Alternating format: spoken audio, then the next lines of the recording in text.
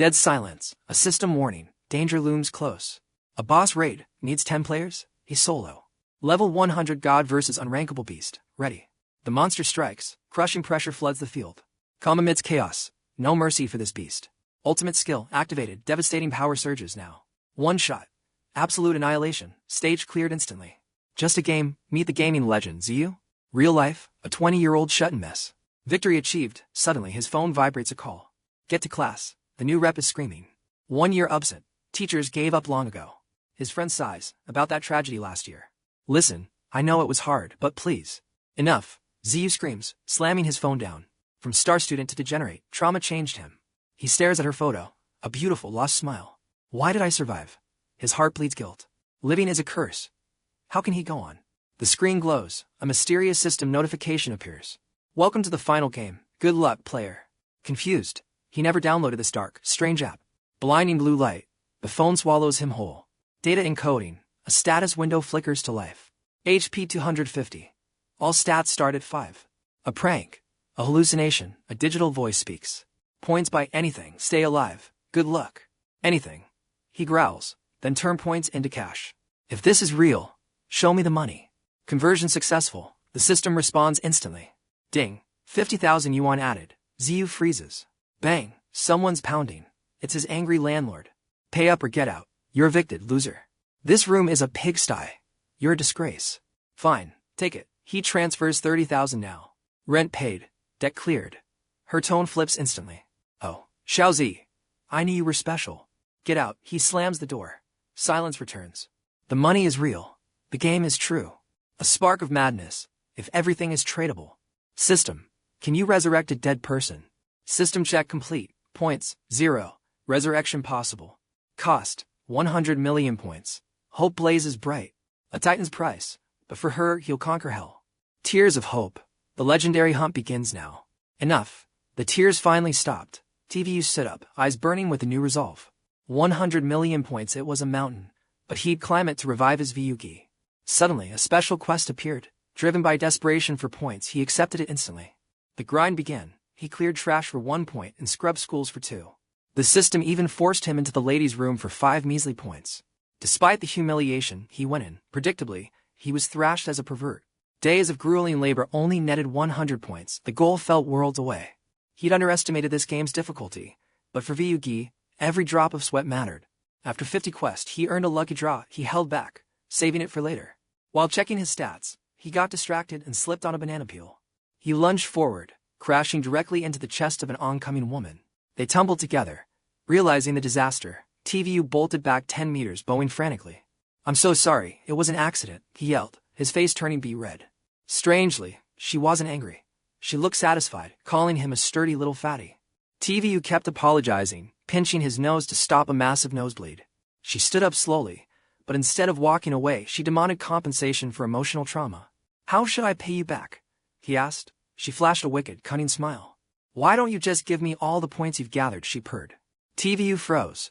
She was a player too, but her experience clearly far surpassed his.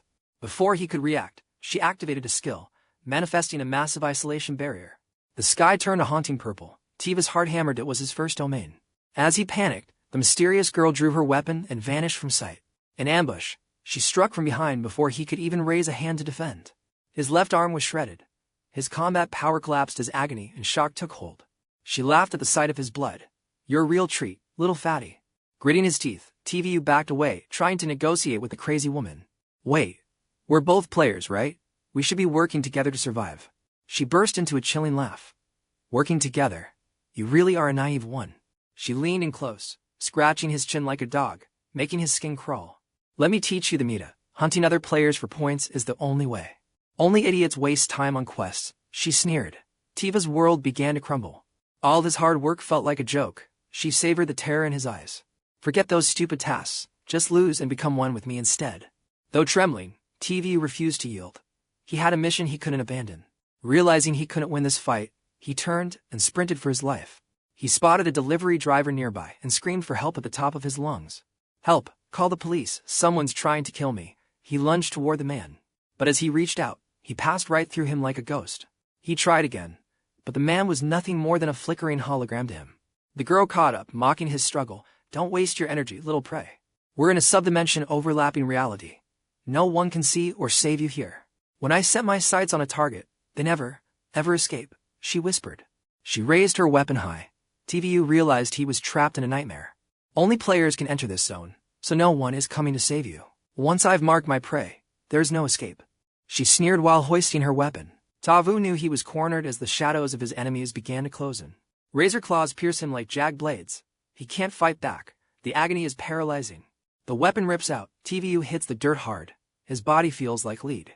She cackles, intoxicated by the kill. A true psychopath. TVU is drowning in his own blood. Life force is fading. The system window screams, heart failure. Death is reaching for him. No, he won't die here. Not before saving Vyuki. He refuses to meet his end. His phone pings nearby, low battery. A sudden spark of memory hits him. He roars with his final breath. System, use my lucky draw reward now. The hunter flinches. Command recognized. The hidden interface flickers into life. The gacha wheel begins to spin. It's a desperate gamble with fate, his last hope. The holographic wheel blurs before his eyes. The pointer starts its frantic dance. Hope surges, but the crazy woman just mocks him. She laughs at his pathetic struggle. RNG, really? You'll just get a trash item or member card. Haha. She waits, savoring his inevitable despair. She wants to see his light go out slowly. The wheel slows. TVU prays for a miracle, anything to survive this nightmare. Even a basic potion would do. But the pointer lands on, thank you for participating. He's crushed. She howls with laughter. Even God has abandoned you, kid. TVU collapses, but as he lets go, the pointer clicks one last time. It wasn't finished. The needle nudges forward, landing on the legendary gold slot. Special equipment unlocked. The system announcement booms with divine power. A blinding logo appears above him. She freezes. Special equipment. That's impossible. She won't let him evolve. Panic flashes in her eyes as she lunges forward. She aims for the kill. One strike to end it before he can recover. Suddenly, a pillar of azure light crashes down. A divine barrier protects TVU. Dust explodes everywhere. She can't see a thing, but her instincts are screaming danger. Her gut is right. TVU counters with a shockwave like a raging storm. She barely dodges the impact. This is the power of special gear. From the smoke, TVU emerges, gripping the legendary devouring blade. Full restoration triggered. Wounds healed. Heart beating strong. Fate has chosen him. Newbie trash, she sneers. A powerful weapon won't save you from a real hunter. The fear is gone. TVU knows he can blow her away with one swing. She cackles again, the sound of a mind snapping. She thinks it's a joke. Her mad laughter echoes through the ruins. TVU steadies his breathing. Tension rises. You're so naive, she whispers. This isn't a game. It's a slaughterhouse. Let me show you the true horror of this world. She vanishes into shadows. Don't underestimate me, TVU roars, raising his blade to strike. She blurs forward. He swings the devouring blade with world-shattering force. She slips through the air like a ghost. Untouchable. Then, she disappears completely. He doesn't stop. He swings again, teeth gritted in pure determination. Another miss. He's striking shadows. His frustration begins to boil over. He's swinging wildly exactly what she wanted. Give up. You're too slow, little hunter. That blade is too heavy for you. She points at his chest. Look closely. For glowing claw marks appear on his skin. A cursed brand. My marks bloom like roses, she purrs. And now, it's time for the harvest. Boom, the marks detonate in sequence. Internal explosions rip through his body. He staggers, blood blooming on his chest. He can barely hold his legendary sword. The devouring blade bit into the dirt as TVU struggled to stand. The psycho's grin widened with twisted glee. Most would have crumbled, but his defiance only fueled her sadistic urge to break him completely. The madwoman unleashed her final, lethal strike. If he didn't dodge this, it was game over.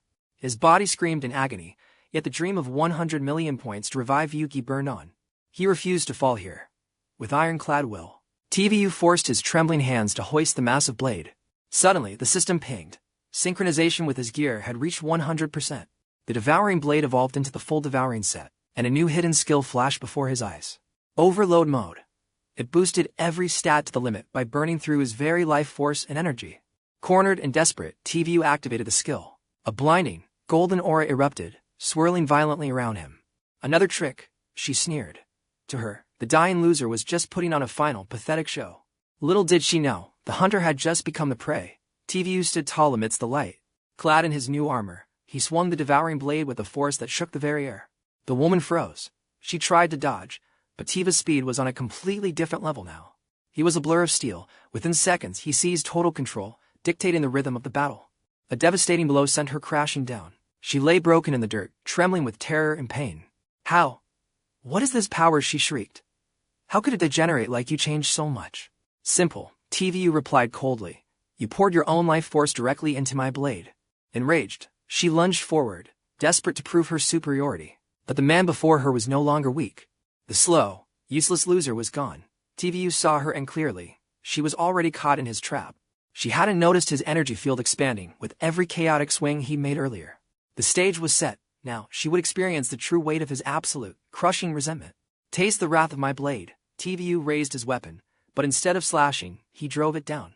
He plunged the steel into the earth, triggering his ultimate skill. Devouring energy exploded outward like a shockwave.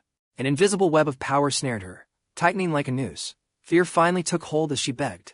She offered herself, promising total submission. But her beauty meant nothing to the man seeking justice.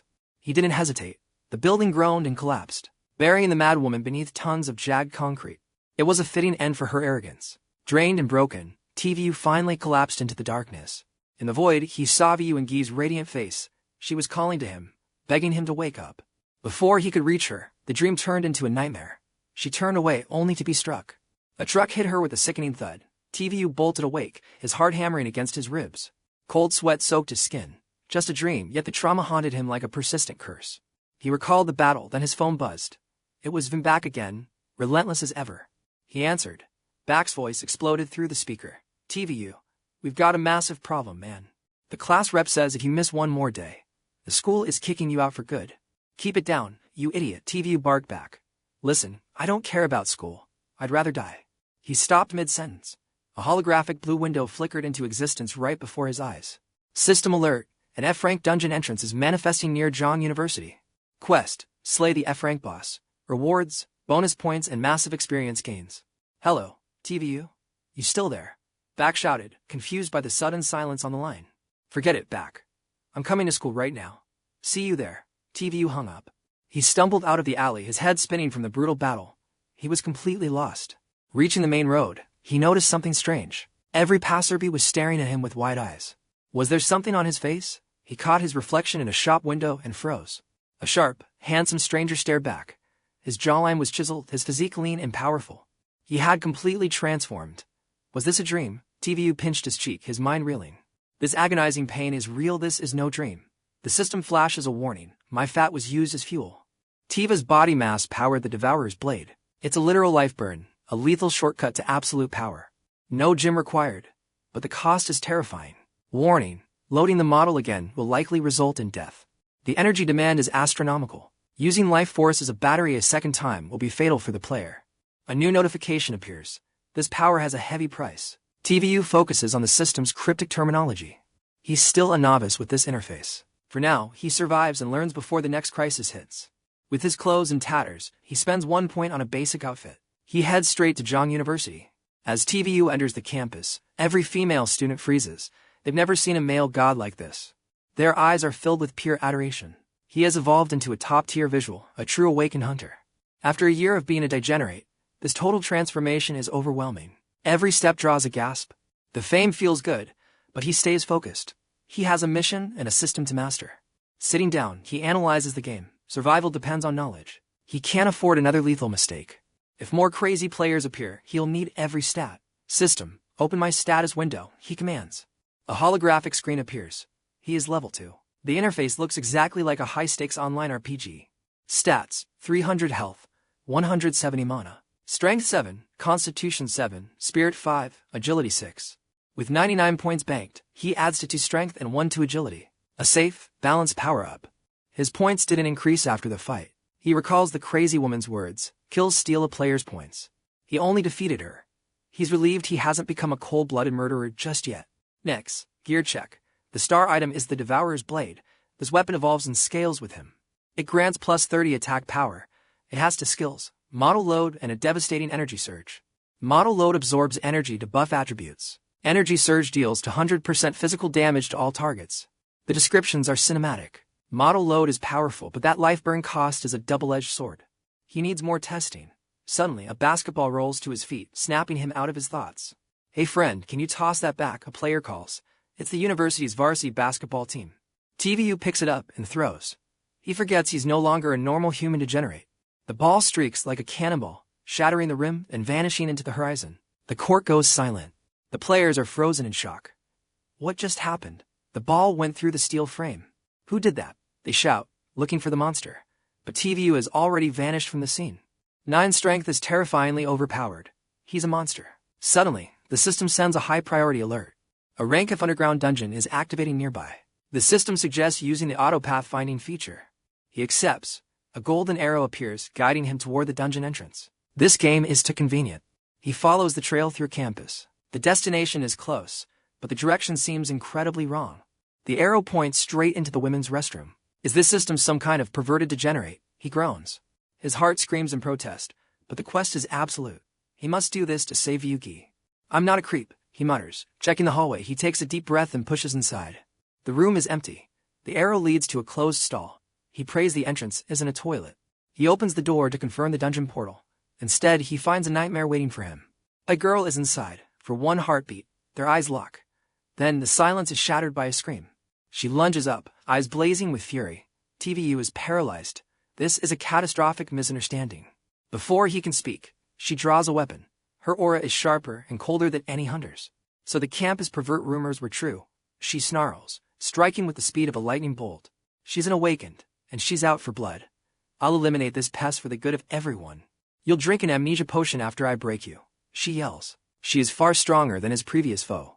TVU realizes he's trapped. This isn't a dungeon. It's a confrontation with a high-tier elite hunter. Wait, I can explain, he cries, but the lethal strike is already descending upon him. It's a total misunderstanding. 𝐒𝐈 begged for his life while retreating, but the hunter showed zero mercy. Suddenly, the system interface confirmed a duel between players and instantly deployed a spatial barrier. Only then did the aggressive girl hesitate, realizing 𝐒𝐈 was also a player. Instead of stopping, she grinned, thinking it was even better since she could now strike him down freely. 𝐒𝐈 felt cursed. He had just escaped one lunatic only to stumble into another bloodthirsty monster. Trapped, he had to fight back. He drew his gear, determined to subdue her first and explain later. You reek of a beginner. Where do you get the nerve to challenge me? She sneered. 𝐒𝐈 knew the level gap was massive, but he refused to give up without a struggle. Perhaps another miracle would trigger it like before. His defiance only fueled her excitement. She lunged forward, aiming for a swift, decisive execution. This girl was far more dangerous than the last woman. The crushing pressure forced 𝐒𝐈 to retreat step by step. Just then, a critical system alert flashed. The hidden underground dungeon had opened, and all nearby players were being forcibly pulled into the abyss. Both 𝐒𝐈 and the violent girl were sucked into the glowing portal. He hated every second of it, especially being stuck with this savage woman. The gate slammed shut behind them, as if nothing had happened. The teleportation process was incredibly brutal and jarring. 𝐒𝐈's head spun from the sudden shift in reality. Worse yet, their landing position was beyond awkward, leading to another accidental physical contact that he definitely didn't intend. The result? A devastating punch straight to his face. After recovering, 𝐒𝐈 surveyed the environment. The system identified this rank F dungeon as the abandoned school. It looked exactly like a twisted version of their own university campus, facing a fortress of monsters for the first time. 𝐒𝐈's nerves were on edge. The girl observed his genuine confusion and finally connected the dots. She realized he hadn't snuck into the ladies' room for a thrill, but because it was a hidden entrance to this dungeon. 𝐒𝐈 thanked the heavens she finally understood, otherwise his reputation would be ruined forever. Still, she looked at him like he was a mere insect. Are you really that tired of living? She asked mockingly. Weren't you coming in here alone too? 𝐒𝐈 retorted. Don't compare a pro to a low-level degenerate like you. I'm here for elite crafting materials. Her arrogance was suffocating, but she eventually began explaining the basics of survival to the novice. What's your current ranking tier anyway? When 𝐒𝐈 admitted he was only level 2, she scoffed in pure disbelief, pointing toward the shadows. She explained that monster name colors represent their danger levels. For example, those steel claw wolves with yellow names were far beyond his current stats. If he were alone, he'd be dead within 3 minutes flat. To her, however, these beasts were nothing more than fodder. In the blink of an eye, she entered her combat stance. 𝐒𝐈 watched in awe as she took on 7 vicious monsters simultaneously, without breaking a single sweat. She unleashed a high-tier skill called Wind-Sweeping Clouds. A violent cyclone erupted, shredding over a dozen wolves in seconds. 𝐒𝐈 couldn't help but marvel at the cinematic destruction. Incredible power, he whispered. Suddenly, a stray wolf lunged for her from a blind spot. Without thinking, 𝐒𝐿 shouted a warning and charged, swinging his devouring blade to intercept the beast. Unfortunately, his attack barely scratched the monster's hide. In contrast, the girl finished it off with a single effortless flick of her weapon. The sheer difference in power left him speechless and embarrassed. Despite calling him a weakling, she recognized his noble intent. "My name is 𝐒𝐚𝐦𝐢𝐧𝐠. What's yours?" she asked. "I'm 𝐒𝐿," he replied. At his name, her expression shifted instantly. She wondered if it could truly be him. Moments later, a party invite popped up. From 𝐒𝐚𝐦𝐢𝐧𝐠, level 8. She claimed she was feeling merciful and would carry him for experience points. However, the terms stated the leader decided all loot drops. She clearly wanted him as her errand boy, but he clicked. "Accept any way to level up. Keep your heart filled with gratitude for my grace and stay in the back," she commanded haughtily. "But if you cause trouble, I'll cut you down myself." Her personality was toxic, but level 8 was significantly stronger than level 2. 𝐒𝐿 swallowed his pride, but he wasn't the type to just stand around. He stayed close to her, swinging his blade whenever possible, determined to contribute any bit of damage to the fight ahead.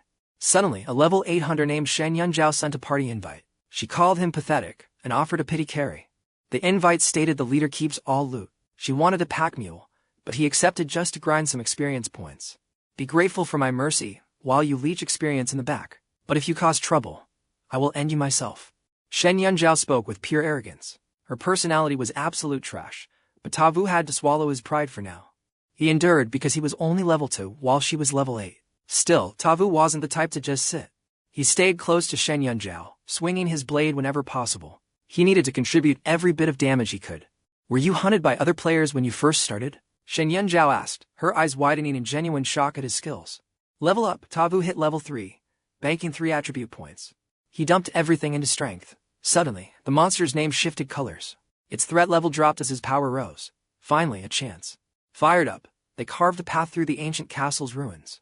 They reached the boss lair. The system has a twisted humor. Slime hit 𝐒𝐿's shoulder. He recoiled in disgust, cursing loudly. Parasitic slimes. They feed on bosses, but lack any real teeth. No time to hesitate. They pushed forward into the dark abyss. The boss, Poison Bone Crocodile, level 5, 10,000 HP. A pink-named monster. Its sheer size was a waking nightmare. She was unfazed. "Stay put if you're scared, little boy. I'll handle this." The beast roared at her arrogant, icy tone. It spat lethal purple fire. She charged, ignoring the searing heat. Skill. After image flash, dozens of clones filled the boss's vision. It couldn't track her. She leaped high, wind howling past. One strike. One kill. The beast was cleaved in two. He cheered. Violent, but impressive. But the fight wasn't over. Parasites rained from the ceiling as they turned to leave. The slime fused the boss's severed body back together instantly. "Look out!" The resurrected monster lunged before she could react. She took a direct hit. The crocodile was now purely berserk. Her body seized. Poisoned. She couldn't move a single inch. He grabbed her, narrowly dodging a fatal, crushing follow-up strike. His stamina was tapped out. "Are you still with me?" In his arms, he looked like a hero. Her heart fluttered. "I'm paralyzed." The beast aura was no longer F-rank tier. This was a hidden variant, a high-level dungeon evolution mutation. Their gear was too weak. This was a total death trap. Panic was useless. They needed a plan to survive this. He stood his ground. She screamed for him to run. He was too weak. Facing that monster was pure suicide. He couldn't leave her. It was time for a limit break. Win or die. He'd face this beast just like before. "I'll distract it." His reckless courage made her eyes widen. She was trapped. The beast moved faster than a bullet. Massive yet agile. It closed the distance in a heartbeat. He blocked with his blade, feeling the crushing weight. Behind you, it had circled around with impossible, fluid speed. Its jaws opened wide, ready to swallow him whole. He dodged the bite, but the tail swipe shattered his ribs. Internal damage was severe. The beast didn't stop its assault. Fangs sank into his shoulder. He gritted his teeth, resisting. Flung aside. HP, 150. He was reaching his limit. The monster grew more feral. She watched, paralyzed by guilt. Another blow landed. HP, 50. He was at death's door. This was pure insanity.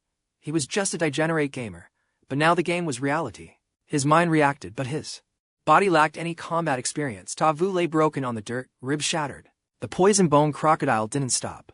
It unleashed a barrage of toxic spit. Despair started to sink in for 𝐒𝐿. Was this really the end? Just then, a spark of genius hit him.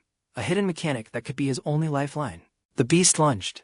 𝐒𝐿 stood on trembling legs, whispering to himself. He'd finally found the path to survival in this hellish dungeon. Then Ven Zhao watched in terror as he refused to retreat. Her heart pounded. His body had already reached its limit. One more hit, and it was game over. His health was zeroing out, but 𝐿𝐴 looked like he held a win. The boss charged, jaws wide enough to swallow him whole. Yet somehow his heavy limbs moved with unnatural precision. He evaded the strike by a hair's breadth. Then he leaped into the air, focusing all power for a downward strike. Falling like a bolt of lightning, his devouring blade sliced through the air. He slammed the weapon into the monster. 100 health points vanished instantly. Ven Zhao stood frozen in shock. She never imagined he could draw monster blood. 𝐿𝐴 knew his theory was right. As long as he could move, this blade would find its mark. Enraged, the poison-bone crocodile let out a deafening screech. It began a frenzied assault, but 𝐿𝐴 downloaded its patterns. His movements became fluid as he dodged. He started weaving in counterattacks, his eyes cold, calculating, and focused. You're done attacking. Good. Now it's my turn. Pay with your life. He surged forward for the decisive blow. The predator finally hit the ground. Ven Zhao's jaw dropped. She couldn't comprehend how a low-tier player could keep up. His level shouldn't have matched the boss's speed. Once the danger passed, 𝐿𝐴 caught his breath and explained the mechanic. The monster was strong, but its AI was predictable. It only had 3 basic attack loops based on the distance. Beyond 30 meters, it uses poison breath. Between 10 to 30 meters, it triggers an earthquake to launch the target. Then it waits for the fall to deliver a bite. But under 10 meters, the crocodile switches to rapid claws. The speed is insane, but the rhythm is fixed. 𝐿𝐴 grew more confident with every successful parry and dodge. This trash game couldn't stop a pro gamer. The poison crocodile was completely red. He was playing with his food. He carved into the monster at will. It was just a scripted puppet. But 2 hours later, its health dropped. 4,927 health points remained. Just as victory seemed certain, the health bar flashed a violent red. The boss went berserk. 𝐿𝐴 and Ven Zhao turned pale as pure terror filled their eyes. The system turned crimson. Warning, boss health below 10%. Self-destruct sequence initiated. 𝐿𝐴 cursed the developer of this unfair game. He had worked so hard, only for a suicide mechanic to ruin everything. He wanted to kill whoever designed this. But he had no time for rage. The monster's movements changed. It was faster. Its strikes aimed for vital points. 𝐿𝐴 struggled to keep up. Even in self-destruct mode, there had to be a pattern. But what was the secret? With his current health, he couldn't afford to take a single hit. Then, the monster suddenly ignored him entirely. It wasn't retreating. It was charging straight toward the paralyzed Ven Zhao. She could only watch as death roared. She regretted her arrogance. Entering an F-rank dungeon without proper gear was a fatal mistake. The crocodile raised its claws. She closed her eyes, waiting for the end. But the unexpected happened. In that split second, 𝐿𝐴 threw himself. The beast claw pierced right through his chest, impaling his heart. Blood sprayed, yet 𝐿𝐴 just smirked. I've seen enough girls die in front of me, he wheezed, coughing up a mouthful of blood. Ven Zhao stared. But this wasn't a meaningless sacrifice. 𝐿𝐴 was betting everything on one final hidden stat. Luck was on his side. Following the fatal wound, the system detected a critical anomaly. It automatically triggered the model loading sequence. 𝐿𝐴 grinned. The system began hungrily devouring the life energy leaking from his wound. Under Ven Zhao's horrified gaze, his body changed. A massive surge of power erupted from within him, shattering the crocodile's claw into dust. The hidden evolution had begun. What is happening? Ven Zhao whispered. 𝐿𝐴's blood wasn't just spilling. It was glowing with an eerie dark aura. The system window flickered wildly as data flooded his vision. This was the legendary awakening he had been waiting for. Condition met, heart destruction, the system voiced mechanically, activating reincarnation protocol and skill evolution. Every cell in his body screamed as his stats underwent a massive power-up. The hunter had become the apex predator. The poison-bone crocodile recoiled, sensing the shift in the air. The pressure alone was enough to crack the ground. The loading bar hit 100%. 𝐿𝐴's eyes snapped open, glowing with a divine, vengeful light. Faster than a heartbeat, 𝐶 reappears transformed. His HP is critical, hanging by a single point. Yet, his aura explodes like a mountain of pressure, radiating a power that terrifies even the bone crocodile. No longer afraid, 𝐶 faces the beast assault. He swings his blade with 120% power. As the Devourer blade descends, a catastrophic shockwave erupts, shattering the boss monster's defenses.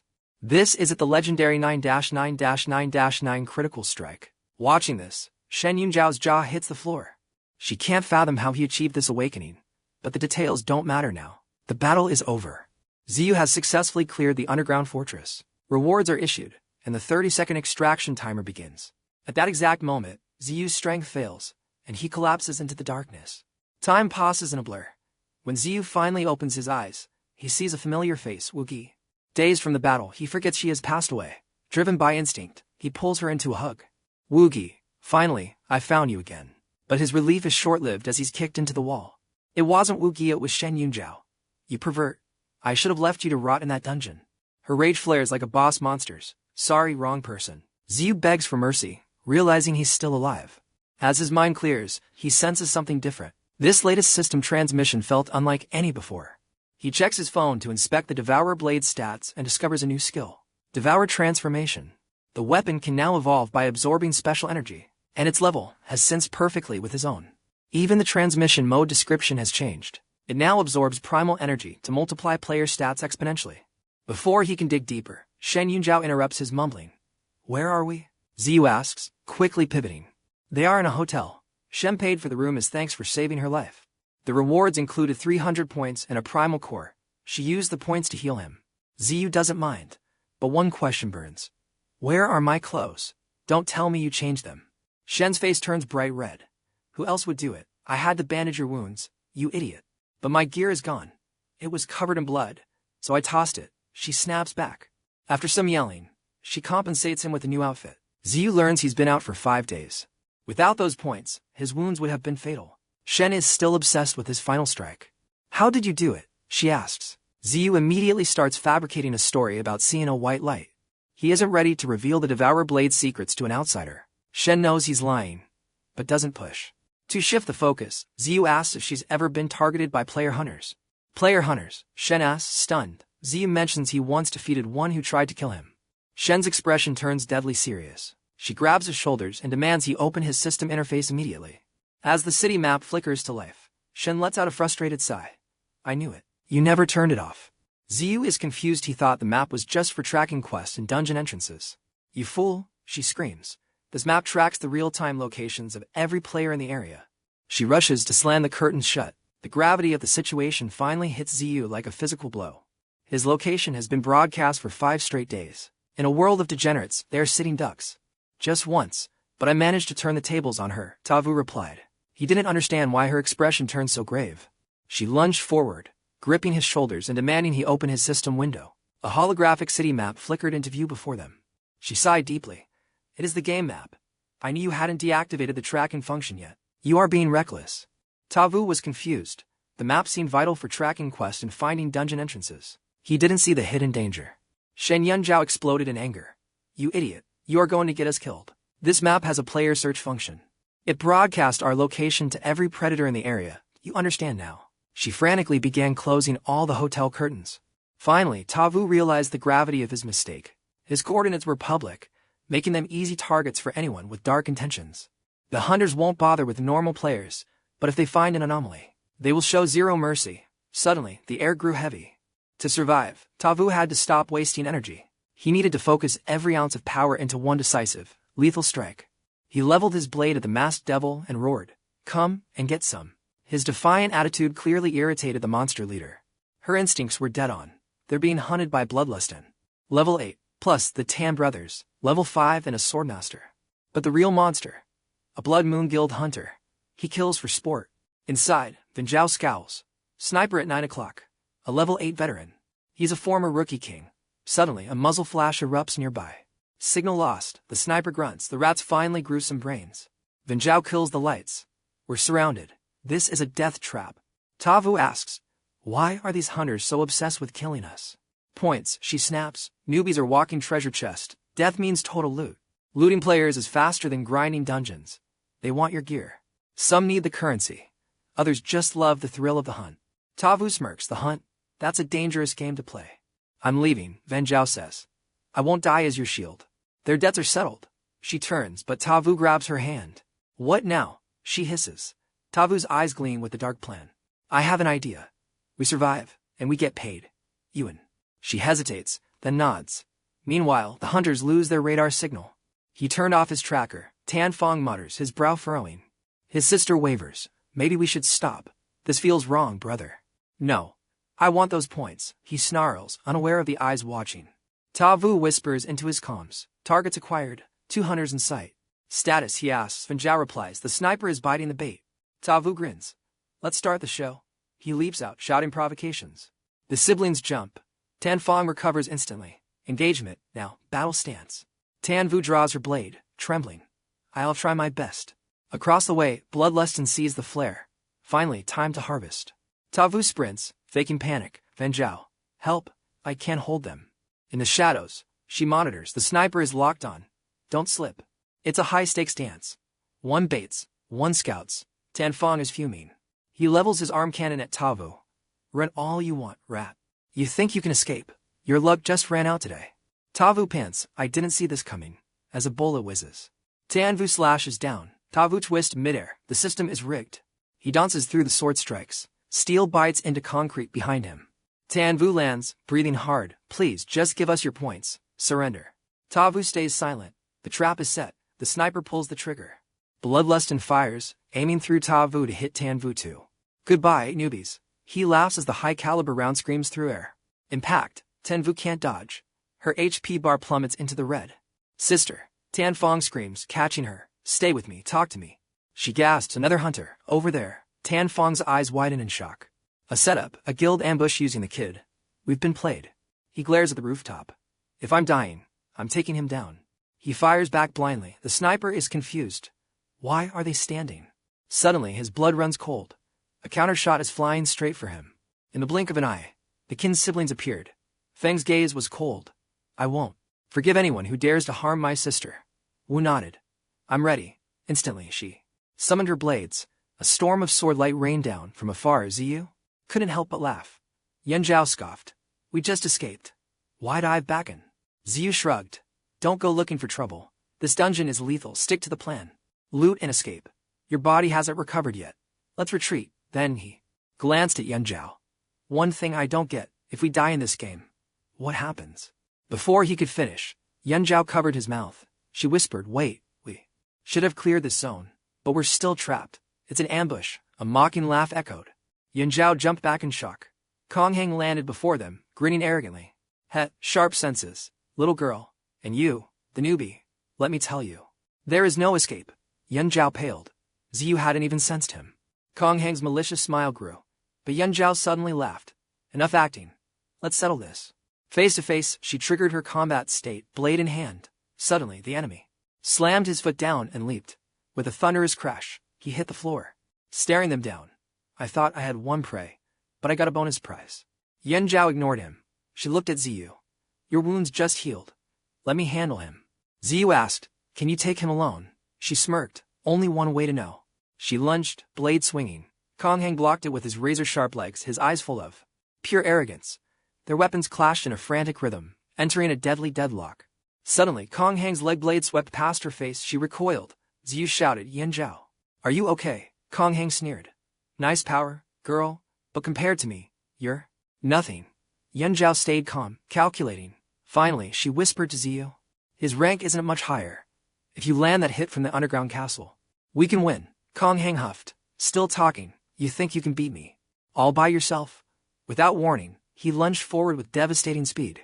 Yen Zhao raised her blade to parry, but 𝐒𝐿 suddenly pivoted and vaulted past her. His real target was Ziyu. Yen Zhao froze. 𝐒𝐿 screamed as he reached him. Sorry kid, you die today. Your system points will provide me with a life of luxury. He kicked out, his blade a toe, aiming for the kill.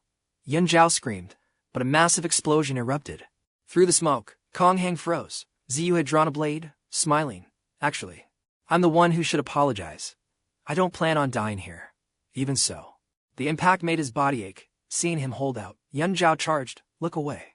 A massive whirlwind struck. 𝐒𝐿 flinched. He kicked Ziyu away and turned to face a storm. He scoffed with pure contempt. Is this it? Weak. He unleashed a cross slash through the air. It tore through the wind, shattering Yen Zhao's attack. It flew straight at her. A massive explosion rocked the earth. Smoke rose everywhere. Ziyu screamed in panic. Yen Zhao, hang on. She finally stabilized herself. I'm okay, but his skill rank is insane. 𝐒𝐿 smirked. I'll admit, you'd have some potential. Before he finished, Yen Zhao cut him off. What? Ready to surrender? It's not too late to beg. 𝐒𝐿 laughed. I'm not a fan of risks, but this is interesting. Let's make a trade. Yen Zhao spat. A trade? If you're scared, just say so. Hand over your points, and I'll let you live. 𝐒𝐿 shook his head. No, my deal is better. You stay, and 𝐿 offers to split the loot, keeping 60%. 𝐒𝐶𝐓 panics, while 𝐿 stays silent. He smirks. I'll even get you into the Blood Hunt Guild. 𝐿's eyes narrow with interest. A top 10 ranked guild. That is a tempting offer, she muses. 𝐒𝐶𝐓's face turns pale. You aren't actually selling me out, are you? He stammers. 𝐿 scoffs at his fear. And waste my 300-point investment. Besides, I despise guilds that hunt low-tier players. 𝐒𝐶𝐓 exhales in relief, nearly dying of fright. But the main problem remains, how to win. At full health, they might stand a chance. But now, 𝐒𝐶𝐓 is just a massive liability. 𝐂𝐤𝐈𝐋 cunning and power are terrifying. Stay sharp. 𝐿 warns, he's a monster. 𝐒𝐶𝐓 nods grimly. 𝐂𝐤𝐈𝐋 continues his psychological warfare, trying to break their resolve. Think carefully. In this system, death is permanent. Everything you've earned will vanish forever. Shut up. 𝐿 roars, charging. Suddenly, shimmering system threads block her path instantly. She recoils in shock. Where did these come from? Then, a void rift opens behind her. More threads lash out. She narrowly evades. Teeth grit. Is this a hidden skill activation? 𝐂𝐤𝐈𝐋 dives from above, laughing. I gave you a chance, girl, now, meet your end. Before he strikes, 𝐒𝐶𝐓 parries with his blade. Don't act like I don't exist, he growls. He forces 𝐂𝐤𝐈𝐋 back. Are you hurt? He asks. 𝐿 points toward the rift. There's another one. 𝐂𝐤𝐈𝐋 cackles as a dark hand emerges from the wall's void. A cloaked figure steps out. Stop wasting time. Kill them, the shadow assassin commands coldly. 𝐂𝐤𝐈𝐋 grins. The perfect entrance. The assassin remains silent. Let's end this quickly. Terror grips 𝐒𝐝. To high rankers, the entire area is webbed shut. There is no escape. In a 2-on-2, we're outmatched. 𝐿 whispers. Focus one down. Watch that hooded freak. 𝐂𝐤𝐈𝐋's mockery echoes. He loves watching their hope turn into pure, agonizing despair. Enough talk. The assassin snaps. 𝐂𝐤𝐈𝐋 lunges, moving like a blur of lethal intent. He leaps, spinning into a high-speed vortex, hidden blades protruding like a deadly iron fan. Time to use this, he screams, a whirlwind of destruction descending upon 𝐿's position.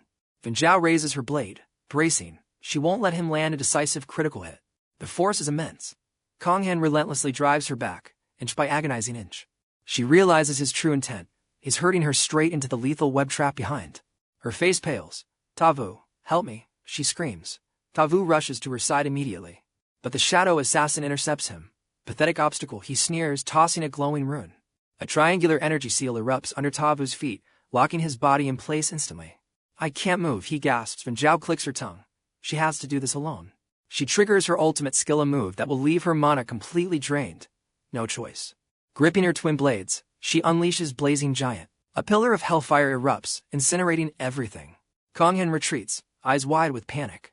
The shadow assassin moves to shield his partner. You were careless, the assassin notes. 𝐂𝐤𝐈𝐋 growls. I underestimated her. She's finished now. 𝐿 stands trembling, her HP and mana at critical 0. She's a flickering candle. That was my last shot, she wheezes to 𝐒𝐝. If you're out of tricks, we're dead. 𝐒𝐝 panics. He can't use his Citadel slash yet. His normal attacks are useless. Suddenly, a desperate plan forms. 𝐿, lend me that item, he shouts urgently. She's confused, but 𝐂𝐤𝐈𝐋 is already closing in, laughing at their pathetic struggle. I only hunt those weaker than me, he boasts. That's how I maintain a perfect record. He still holds a hidden trump card. So does the assassin. Their victory seems absolute. You guessed right, 𝐂𝐤𝐈𝐋 sneers. The offer to cooperate. That was just a lie. A distraction to lure you into my trap. He prepares the final, soul-crushing blow. It was all a trap. He waited for her guard to drop to strike a finishing blow. He knew it. 𝐒𝐈's duo were elite rookies, their system knowledge and mechanics nearly perfect. Yet, even they were outmatched. They were destined to fall to his blade. Today, 𝐂𝐤𝐈𝐋 was a perfect 100%. 𝐒𝐈 laughed. Perfection is a lie, 𝐒𝐈 countered. 1% hope is all I need to flip this entire game. 𝐂𝐤𝐈𝐋's face twisted in fury. You're just a brat with no experience, yet you dare lecture me, he hissed. He had once let fate decide his path, but this reincarnation gave him a second chance to control destiny. This time, his life would be flawless. With a roar, 𝐂𝐤𝐈𝐋 lunged forward, initiating a lethal combat sequence. If others were born at 100, 𝐂𝐤𝐈𝐋 started at 50. A childhood accident had paralyzed his legs. The trauma left him broken, but he refused to degenerate into a useless hunter. He fought for every breath. He pushed his body through hellish training. Yet the world offered him no fairness or rank in return. Teachers claimed a cripple had no place in school. Large guilds rejected a degenerate like him without a thought. Trash. That was the only title he ever heard. Still, he clawed his way toward success using sheer willpower. He dragged his 50-point life to 90, but that final 10% remained a bitter, soul-crushing regret. Then, the system appeared. This was his hidden quest to claim the missing pieces and achieve final evolution. He would never let regret stain his life again. 𝐒𝐤-𝐲 launched a frenzied assault to crush 𝐒𝐈. 𝐒𝐈 narrowed his eyes, preparing for a desperate gamble, devouring blade. It is time to activate now. He slotted an S-rank energy core into the hilt. Instantly, a violent, overwhelming aura erupted from his body. Yuanzhao gasped in shock.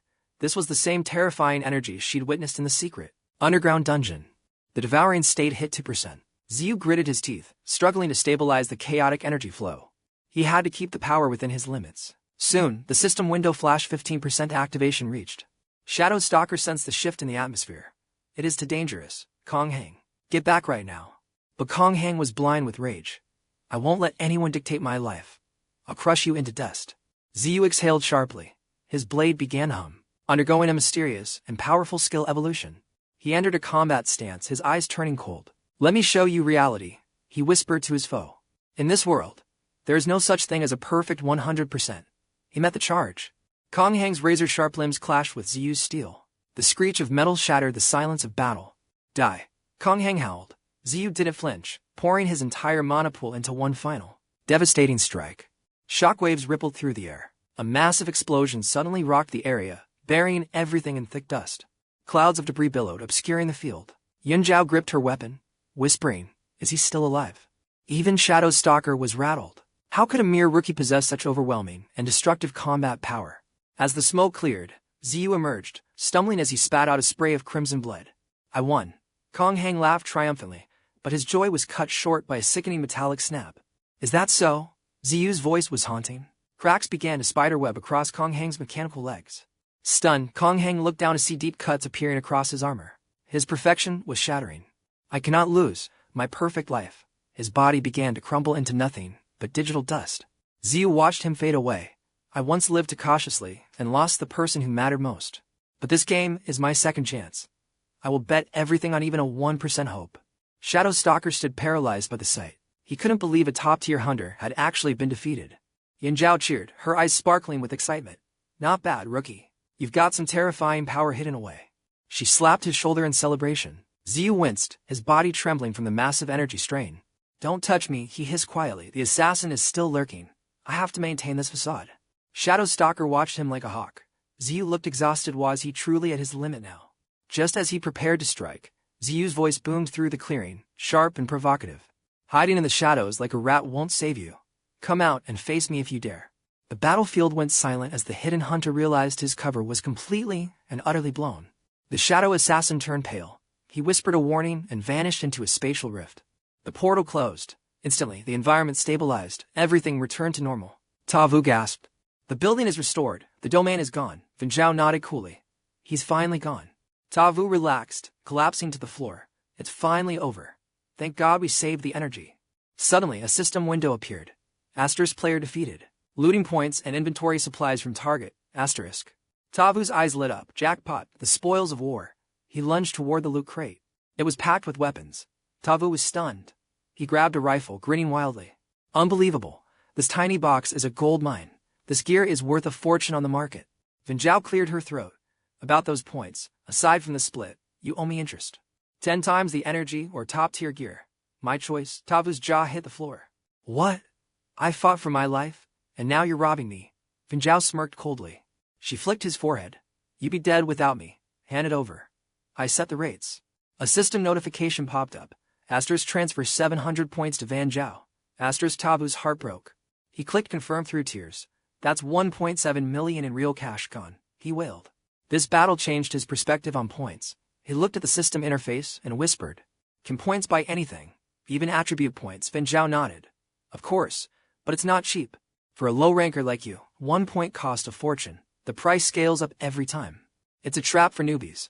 Only high-rank whales can afford to dump points into raw stats. This game offers insane freedom. Solo players spend lifetimes perfecting their builds. Her path? Gear. She focuses points on gear construction for any situation. Find your own path, kid, she added. 𝐒𝐒 nodded, considering his options. A custom meta. That was worth thinking about for sure. All right, loot's divided, Yuanzhao said, smiling. 𝐒𝐒 leaned in, his eyes shimmering with hope. But his excitement died instantly. His face fell into pure despair. Yuanzhao split the loot into 2 piles. One, god-tier artifacts, the other, literal garbage. Are you kidding me? 𝐼𝐍 screamed. Why do I get the junk? And a toilet paper. Asterisk smack. Asterisk a sharp slap echoed. Don't yell at me, 𝐼𝐍 warned, her voice like ice. Be glad I left you anything. Your debt isn't even paid off yet. We're not even. She didn't even look at him while packing her haul though. And for that final strike. Since you landed the killing blow, here's a bonus. She tossed a small vial at him. He fumbled it.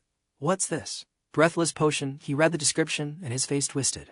After use, heart rate drops and stats decrease by 90%. Is this a suicide potion? He looked up to complain, but she was gone. Vanished. Hey, where'd you go? No contact. I almost died for this, just for some junk in a poison bottle. He kicked a stone. Even the rocks in the dungeon are better than this loot. He was on the verge of tears. In all his years of gaming, he'd never been this humiliated. But then a rock glowed. A blinding light pulsed from his hand. Something was cracking open inside the stone. His pupils dilated. Golden light erupted. Asterisk ding. Asterisk the system voice rang out. Asterisk rare item detected. Check your inventory. Asterisk. 𝐼𝐍's heart hammered. No way, luck at last? It looks like an egg. A monster egg. Do I hatch it naturally? Or do I have to sit on it? He checked the timer. It was getting late. He packed up, heading home to investigate his mysterious new find. Oh my god, finally, some real luck. Is this a monster egg? How do I hatch it? Natural incubation or artificial? Do I have to use my own body heat? He checked the time. It was late. He headed home. If this hatches into something epic, the struggle was worth it. Next morning, 𝐼𝐍 lay in bed, checking his phone. That sleep was legendary. Finally, some peace. I survived the gauntlet. Now, let's see the real spoils of war. The screen flickered to life. He swiftly pulls up his status window. 𝐼𝐍's current balance, 1,799 points. Defeating the Phantom earned him 3,400 points, though 𝐿𝐼𝐍 snatched half. Still, his rank-up challenge ceiling jumped 3 tiers. This risky. Near-death tactic is for emergencies only. After boosting strength, 𝐼𝐍 decides it's time to invest more points into agility. Finally, the loot besides the gear, there's a mysterious egg. 𝐼𝐍 frowns. For a moment before tapping the screen. It's a scarlet flame orb, a moon shadow artifact capable of incinerating anything it touches. 𝐼𝐍 nods, realizing this egg requires a specific hidden trigger to finally hatch. I'll save it for later, he mutters, shifting his focus to the gear pile. Among them is a rank 3 gray tier sword. Equipment tiers follow the standard system. Gray is the lowest, followed by white, green, blue, purple, and the legendary orange. 𝐼𝐍 scans the stats and decides to sell them off. These trash items aren't worth much, he thinks. Just as expected, one item only fetches a single point. He checks another blade. This one is green tier. Instead of selling, he decides to test the decomposition function. As the process finishes, his eyes widen. That defense stat. A wild realization hits him. He scrolls through the logs and bursts into a manic laugh. It's true, it worked. The devour process was a success. 𝐼𝐍 grins wildly. This gear-eating skill is absolutely broken. Time to scrap the rest of this junk. He begins devouring everything in sight. As long as it has substats, my equipment can absorb them, then boost my permanent attributes. He laughs. I need to hunt for more trash gear with hidden traits. 𝐼𝐍 realizes he needs to find the system's trading hall. I need to unlock that market. But first, I need more points. Suddenly, a quest notification flickers to life. A new mission. Let's see what we have here. He's relieved. Rewards are small, but it's a safe grind. But as he reads, his face falls. The quest requires full school attendance. Just showing up earns points. 𝐼𝐍's expression sours as he snarls. This damn system is just trolling me now. Moments later, at Yijang University, 𝐼𝐍 arrives to fulfill his mission. He sighs. I can't believe I'm back in this mundane loop again. Suddenly, he spots a familiar figure. No way, is that idiot? He mutters. Without a second thought, he tackles the young man. 𝐿𝐼𝐋, you little brat, I can't believe you're here. 𝐿𝐼𝐋, confused, pulls away. Who are you? 𝐼𝐍 smirks. Don't recognize me. Well, I guess. I can't blame you. Who knew I'd become such a god-tier heartthrob after awakening? Hearing that familiar voice, 𝐿𝐼𝐋's eyes bulge. That voice, 𝐼𝐍? Is that really you, man? He shakes 𝐼𝐍, shouting in shock. Will you stop screaming? You haven't changed a bit. The two head straight for the cafeteria. 𝐼𝐍 piles his plate high, eating like a ravenous beast. 𝐿𝐼𝐋 stares. You said you were coming back. Then 𝐿𝐼𝐋 didn't even pick up your phone. And why are you so damn thin now? 𝐼𝐍 shrugs mid-chew. Less meat, more greens. Simple. You're literally devouring two chicken legs right now. 𝐿𝐼𝐋 sighs in disbelief. So, what are you eating? Just then, melodic music drifts through the hall. 𝐼𝐍 pauses, frowning. Wait, the sound. It's Then back explains, "You've been gone too long. That's our campus idol, the hottest singer in school. Even the professors are obsessed with her." TVU listens, impressed by the high-quality vocals. Why does this voice feel so familiar? He wonders. Seeing his interest, then back grins. "Wanna see the star yourself?" TVU asks. "You actually know her soon." They arrive at a classroom. Reporting for duty, "The TVU you've been waiting for is here," Van Back announces. TVU looks at the girl, and his face instantly freezes. It's her, Van Zhao, but in this outfit, this gentle, innocent look. Is this really the same BA Trin who extorted 1,700 points from me yesterday? He looks her up and down, unable to believe his eyes. What kind of crazy twist is this? Before he can react, Van Back bolts. "I brought him as promised. Class rep, don't forget our deal." TVU realizes he's been set up. "You traitorous bastard," he yells. Then Zhao finally speaks, her voice sweet yet sharp. "Tracking you down was quite the quest, TVU.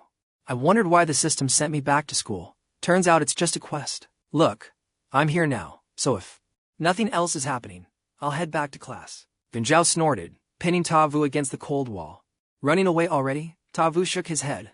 "No way." Internally, he knew encountering her always meant bad luck. She spoke coldly. "I sold the loot from our last run. Here is your share of the credits." Instantly, a system window flashed before Tavu. He had received 500 points from player Shen Van Zhao. His eyes widened. With these points, he could sweep up more low-tier gear. He couldn't help but stare at her. Feeling his gaze, Van Zhao turned away shyly. "What are you looking at? Don't get the wrong idea, okay? This currency was rightfully yours." Though she spoke firmly, her heart bled at the loss of those precious points. Tavu hesitated, then asked, "Where do you sell items? Is there a central trading hub or a marketplace?" She explained slowly, "There is a player market. It opens every Thursday for high-stakes trading and auctions." This was perfect. High-level hunters like her usually ignored the scraps he needed. Thursday was now his target date. While he plotted, she pulled out her phone. "Have you seen the news? This just broke a few minutes ago. A famous disabled designer, known as Empty Walk, was found dead in his home." Tavu froze at the name. "Wait, isn't this?" Van Zhao nodded grimly, lowering her voice. "Yes, it's the same designer you defeated last night." Tavu frowned in confusion. Why is the police report calling it a suicide? The mystery was deepening. Van Zhao sighed. Death in game equals death in reality. The system masks it as accidents or self-inflicted tragedies. This was the dark truth. Most people would never suspect the supernatural forces at play in their world. Tavu nodded. After being hunted himself, he understood. High rewards required high stakes even in one's own life. He didn't want to be a killer, but he wouldn't be a victim. He would fight on his own terms. This was his dignity as a player. If anyone targeted him, he would make sure they paid back tenfold. Van Zhao chuckled. "I came to comfort you, but it seems you don't need it. Want to party up sometime?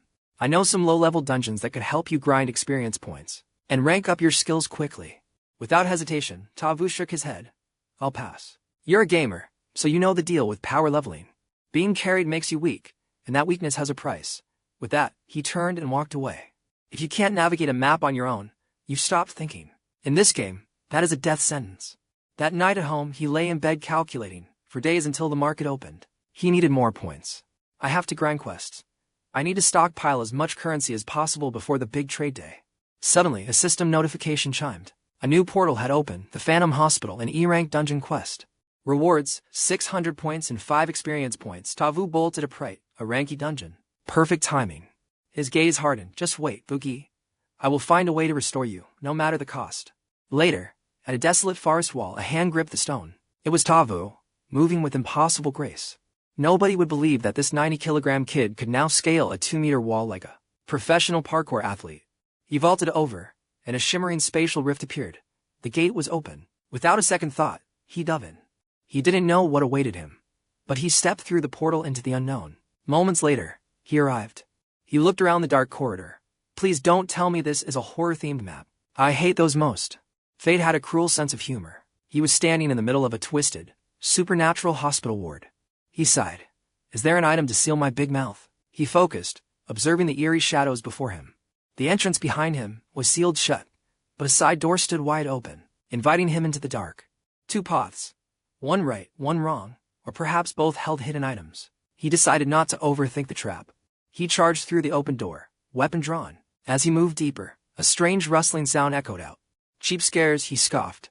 "You'll need more than that to rattle me." But then, a loud click broke the silence. A nearby door burst open, and a swarm of demonic nurses flooded the hallway.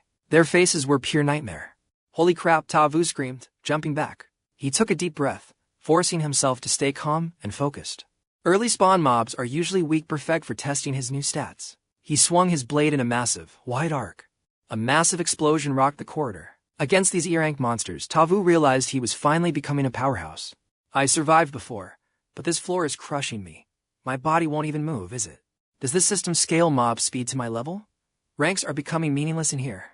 The city transformed, but these mobs are perfect fodder for grinding my combat mastery. Raw stats are useless without control. I can't rely on pure power to survive. No more reckless trading of blows. I slashed down, cleaving through 3 demon nurses. They vanish into dust. I breathe, feeling my body finally adapting to the system. Asterisk clack. Asterisk a sound behind me. I spin around, shouting, is lurking in the shadows. That silhouette, it looks exactly like 𝐒𝐤. I sprint, screaming for her to stop. She disappears into a corner room. I burst inside, but only cold air remains. My mind is playing tricks. 𝐒𝐤 is dead. She can't be in this dungeon. A wave of grief hits me. We grew up together, bound by a childhood bond. She was a masterpiece, beautiful and talented. Everyone loved her, while I was the outcast. Only I knew her secret side. I thought we'd be best friends forever. But the whispers started. Why play with that fat degenerate? They'd sneer at her. I felt unworthy. One day, she asked to hang out, but I chose a raid. I'm busy with the dungeon quest today, I said. Maybe another time. She didn't doubt me. She just smiled and said, okay, I'll wait until you're free. But next time never came. She vanished that day. The regret is a heavy burden. I can't stay sad. If I keep getting stronger, I might actually see her again. I push deeper. There a pulsing heart clutched by skeleton in the corner. I knew it. The key item is bait, and those monsters on the beds are traps. They think they can catch me off guard. These low-tier mobs are in for a shock. Strike first, ask questions later. I'll clear these threats before touching that loot. I swing my blade, but it hits a barrier. System alert, attack restricted. What? A force peace zone. Clever. But I have a way to beat the system restriction. If I can't attack, I'll bind them. I grab the wires hanging from the walls. Done and dusted.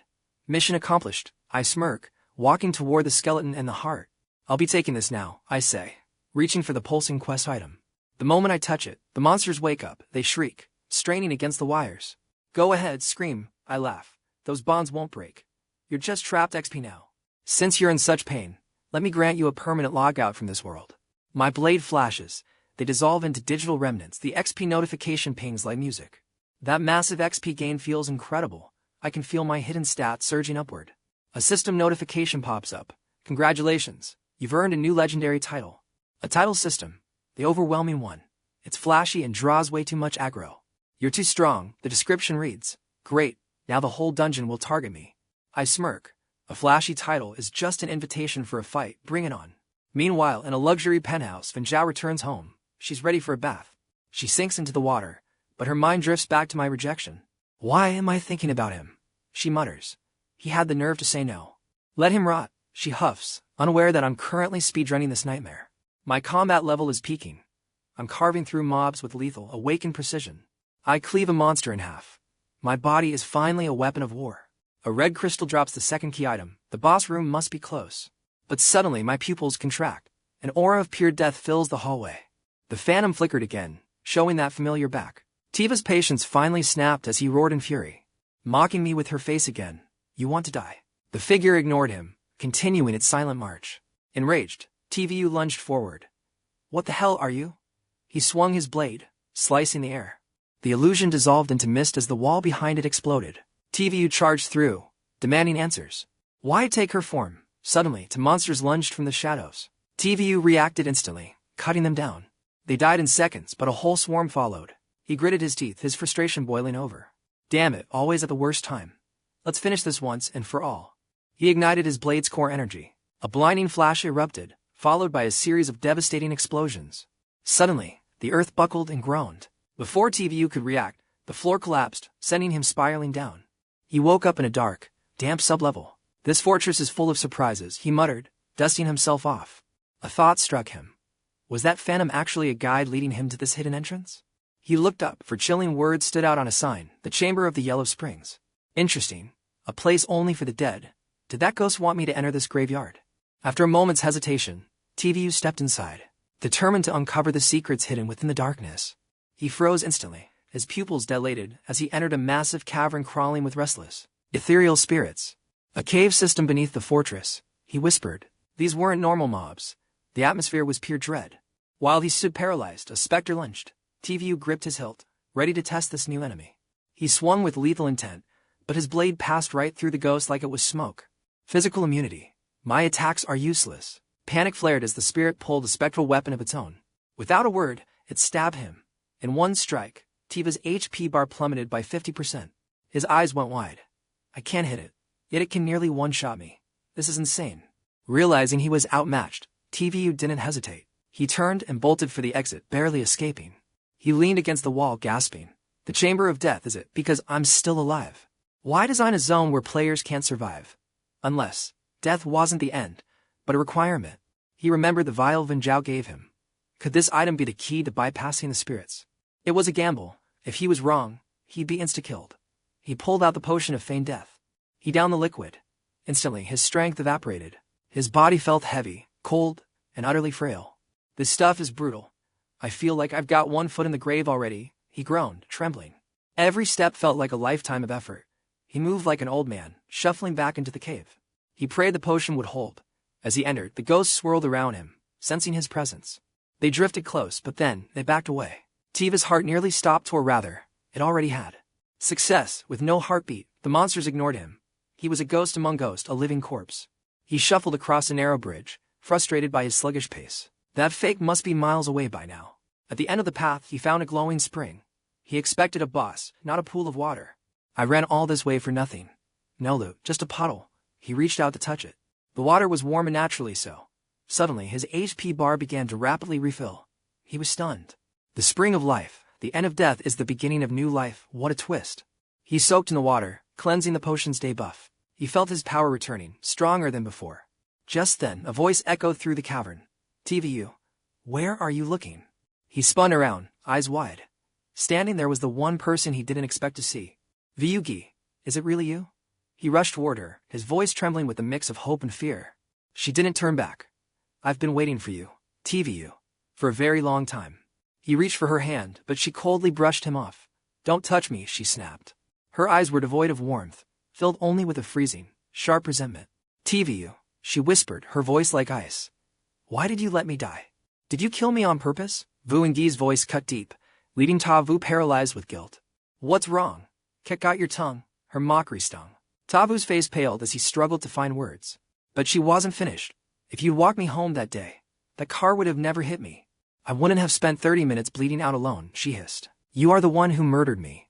Those words turned 𝐴vU's eyes bloodshot. Dramatic memories flooded back the times they shared cake together. She was his little son, always there to cheer him up, but his own crippling self-doubt and weakness caused him to push her away again and again. They were childhood friends, yet he failed her. Despair crushed him. He collapsed to his knees, trembling. You're right. If it weren't for me, you'd be alive. Even the doctors said I could have saved you if I'd acted faster. My cowardice killed you. 𝐵𝐿 loomed over him like a vengeful specter.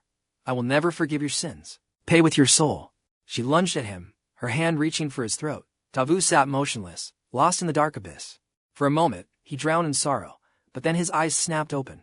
He caught her hand midair. I'm sorry, 𝐵𝐿. I was pathetic and weak back then. I didn't even have the courage to face you. I wish I'd been stronger. But what ifs don't exist in this world? And I don't need them anymore. Because I've found a way to reach you in the real world again. A determined smile broke through his tears. I won't run anymore. I'll evolve, grind every point, and become strong enough to bring you back. I'll spend my life atoning for my sins by your side. Is that okay? His vow shook the air. The phantom 𝐵𝐿 paused, then a small smile touched her lips. She whispered yes. As his grip tightened, her form began to flicker and fade into light. Tears streamed down 𝐴vU's face. She vanished completely, leaving him alone. Suddenly, the ground beneath him began to violently quake. Before he could react, he was warped back to the spirit spring. System, hidden quest cleared. Plus 1,200 EXP. Plus 150 points. 𝐴vU stared at the screen in pure shock. Was that whole ordeal just a trial of this castle? He snarled at the air. What a sick joke. Give me my tears back, you twisted system. The system remained silent, but the spring began to glow. Another reward, 𝐴vU muttered. Out of the light, a goddess statue fell into his hands. A high-tier artifact from the looks of it. This thing has some insane hidden stats. He stashed it in his inventory and looked toward the distant exit. So that's the way out, huh? I'm done with these ghosts. According to the minimap, I've fully explored every corner of this floor. 𝐼𝐍 knew where he had to go next. He returned to the chamber where the boss skeleton waited. He grabbed the skeleton's rusted blade. To trigger the boss, he had to place the quest items correctly. He shoved the heart into the ribcage, then embedded the blood crystal right next to it. Instantly, the ancient bones rattled with dark energy. 𝐼𝐍 didn't flinch, he knew what was coming. He leaped back as the skeleton thrashed, shattering its heavy chains with an ear-splitting crack. Its massive weapon slammed into the ground. Then, the cold, mechanical voice of the system rang out. Warning, your rank boss of the F-rank dungeon has appeared.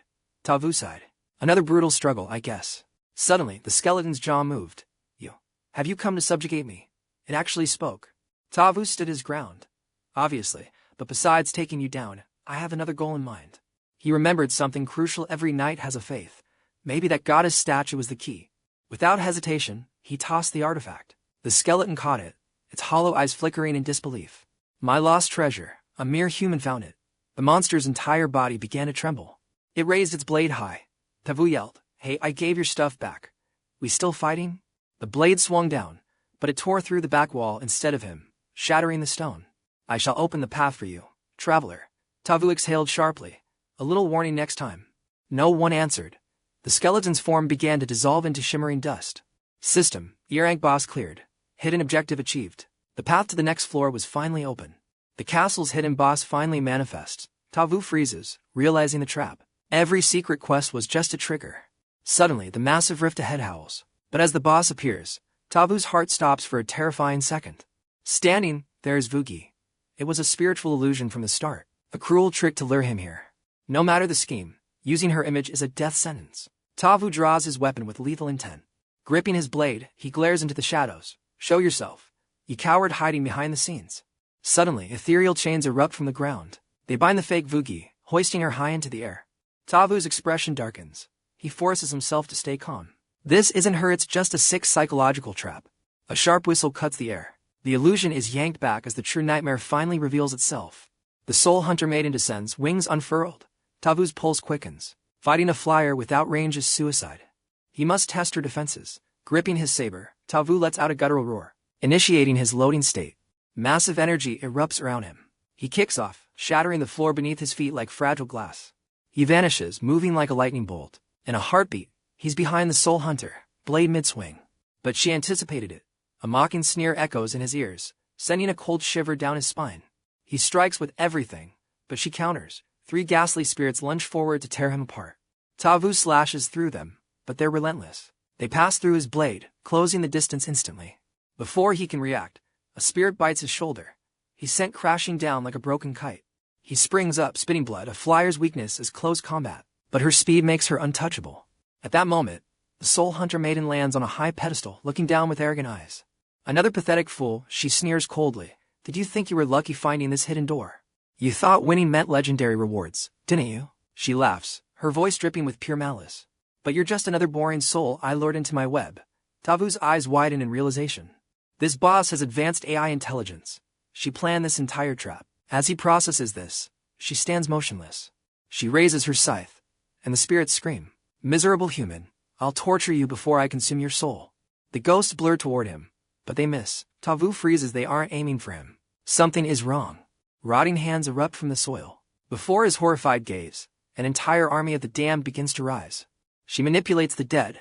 Reaching her just became impossible. The undead legion howls, hungry for his flesh. They swarm him in a tide of bone. With no escape, 𝐼𝐍 charges headfirst into the fray. His blade becomes a whirlwind, carving through the horde. But his stamina is draining at a catastrophic rate. He swings for a decisive blow, but it's parried. He stares in disbelief as a monster halts his edge. A brutal fist connects with his chest, sending him flying. He slams into the wall with bone-shattering force. Using his energy to soften the impact, he staggers up. This puppet blocked his loading attack easily. He realizes the horrific truth. These puppets were once players. Their souls are now eternal prisoners here. His gaze sharpens. Fighting them conventionally is a death trap. It's time to gamble everything on one move. 𝐼𝐍 activates 100% load capacity. A violent surge of energy explodes from his body. Waves of raw power radiate from his blade. With a thunderous boom, the energy blast vaporizes the army. The soul hunter maiden recoils in shock. Impressive, she murmurs. but my scythe holds thousands more souls. Another wave of spirits floods out. 𝐒𝐤𝐹's heart sinks. His body can only handle one more strike. If he wastes it on these minions, the boss wins. Is this where his journey ends? She laughs. Surrender your soul, human. 𝐒𝐤𝐹 takes a deep breath. He can't let anyone see him fail. 𝐼𝐍 is still waiting for him. He refuses to lose. In this game, I'm the survivor. He grits his teeth and roars. Even if I die, you're going down. Let's settle this now. The maiden cackles. Then hand over your spirit, mortal. 𝐒𝐤𝐹 focuses his last bit of energy. He thinks of his promise. Failure isn't an option. He forces his trembling legs to move once more. I never lose a game. With a defiant scream, 𝐒𝐤𝐹 prepares his final desperate gambit. The soul hunter maiden commands her slaves to strike. In an instant, 𝐒𝐤𝐹 ignites his soul. System overload ignited at 100% capacity. The ghost horde was already inches from his face. 𝐒𝐤𝐹 didn't flinch. He slammed his blade down. Boom. A shockwave of raw power obliterated the spirits. The ghosts scattered into ash. The soul hunter smirked, crushing the remaining spirits before they could escape. Impressive, she mocked. But you're at your limit. I don't even need to lift a finger. 𝐒𝐤𝐹 collapsed to one knee, gasping. The boss monster's grin widened at his obvious exhaustion. Had enough, just die quietly. Since you entertain me, I'll grant you a merciful end. 𝐒𝐤𝐹 let out a cold laugh. Who said I lost? This was just the prologue. His blade flared with a sinister light. System Devour mode activated. 𝐒𝐤𝐹 let out a primal roar. The trapped souls of this dungeon wailed. Suddenly, the huntress's arrogant smirk turned into pure terror. Ignoring her shock, 𝐒𝐤𝐹 gripped his sword. His aura darkened as he channeled the vengeful spirits. Become my power skill, soul devour. The ghosts were sucked into the blade's vortex. He gritted his teeth, absorbing the agonizing energy. Souls were the ultimate life force fuel. Energy stats skyrocketed. System alert. Energy limit exceeded. Auto-converting to overload form. Crash. An explosion of sheer dominance shook the air. The hunter had truly awakened. 𝐒𝐤𝐹's voice turned icy. I can hear them. Every soul you tortured is screaming for revenge. The soul huntress paled as the tide of battle shifted instantly. He stepped out from the energy storm. Repent, you monster, who plays with the lives of others. The soul devourer blade evolved. A new skill interface flashed into his mind automatically. Power coursed through his veins. At 5% overload, the fatigue was gone, only strength remained. This soul power, it's incredible. The huntress stood frozen in disbelief at his new tier. 𝐒𝐤𝐹 ignored her chatter. Save your breath for the next strike. He charged forward. He swung down. Blinding energy beams tore through the air, but the boss barely parried. In a blur, 𝐒𝐤𝐹 vanished. He reappeared behind her. Her pupils shrank in absolute shock. Too fast, she screamed. 𝐒𝐤𝐹 didn't hesitate. He unleashed another devastating slash. Spirits transformed into lethal shards, piercing her defenses. His lightning-fast attacks were unstoppable. The impact sent her flying into the dirt. It's working, 𝐒𝐤𝐹 shouted in triumph. Smoke cleared from the crater. The soul huntress emerged. Her HP bar already halved in glowing red. A mere human dared to wow me. Her voice turned demonic. Behold my true nightmare form. She wore a twisted, malicious grin. Raising her cursed scythe, she summoned her final trait. Slaves, return to me. 𝐒𝐤𝐹's face darkened as the dungeon atmosphere shifted. The scythe pierced her own chest, causing a massive explosion of gore and mana. When the dust settled, she held a new blade.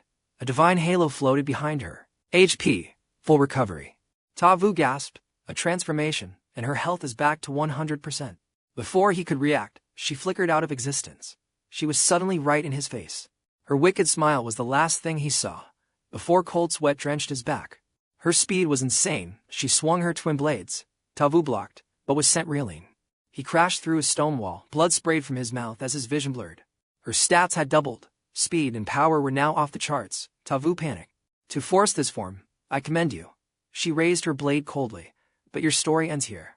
She swung the finishing blow. 𝐒𝐤𝐹 froze. Spectral hands from the ground locked his feet. The huntress laughed. Your soul belongs to me now. Rest in eternal darkness. A crimson energy wave erupted from her sword. 𝐒𝐤𝐹's eyes widened as death loomed closer. The red blast surged forward. There was no escape. He was dead for sure, or was he? Suddenly, 𝐒𝐤𝐹 started laughing. He was a player, after all, and players love a good comeback. Reversing a crisis for an HP boost, that's the ultimate thrill, he sneered at her. Think you've got me trapped? Look again. You're paralyzed too. 𝐒𝐈 threw his blade a one-shot gamble for this moment. The steel flashed like lightning, tearing through the boss's shield. Break, he roared. The electric surge shattered her defenses instantly. The soul hunter froze as the lightning pierced her heart. I win, he smirked. Her body began dissolving into pixels. She smiled weakly. I knew it from the moment you arrived. Perhaps you're the one to finally grant my soul true peace. She vanished. System, boss slain. Loot sent to your inventory. He exhaled. Too close. Suddenly, the heavy chains above snapped. 𝐒𝐤𝐲's phantom fell. 𝐒𝐤 reached out to catch her. But his hand passed through. She was already fading away. Just a game illusion. But seeing her again was enough. He collapsed, staring up. Next time, I'll save you for real. Back home, he cleaned up and opened his status window. Level 8, 100 points gained. A massive rank jump. The battle was hell. But the soul stone was worth it. An energy source for my models. This changes everything.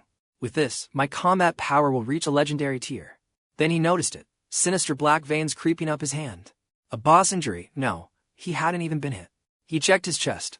The marks were spreading everywhere. Degeneration? Is this backlash from using the devouring blade's power? Force loading without energy. It was eating his body alive. He tried to endure it before, but the cost was high. Great power has a price. His body was the tribute. He sighed. I can't keep relying on that forbidden skill. But it proves it. The devouring blade is terrifyingly strong. I'll focus on stats tomorrow. Time for the trading market. Next morning at school, the classroom was absolute chaos. Class rep, join our guild. Let's go train after school. 𝐿 hesitated, but the other students started shouting. Don't drag her into danger. She belongs with us. A heavy hand landed on them. A cold voice spoke. Stop fighting. She's tutoring me tonight on what I missed. It was 𝐒𝐤. You're back. You look totally different. You just got here and you're already snatching the rep. I'm failing classes, he smirked. 𝐿 gave a nod. Everyone, take your seats. The crowd dispersed as class started. 𝐒𝐤 sat beside her. Mind if I take the spot? Stay away, she hissed, though he just laughed it off. I just helped you, right? Plus, I need a favor.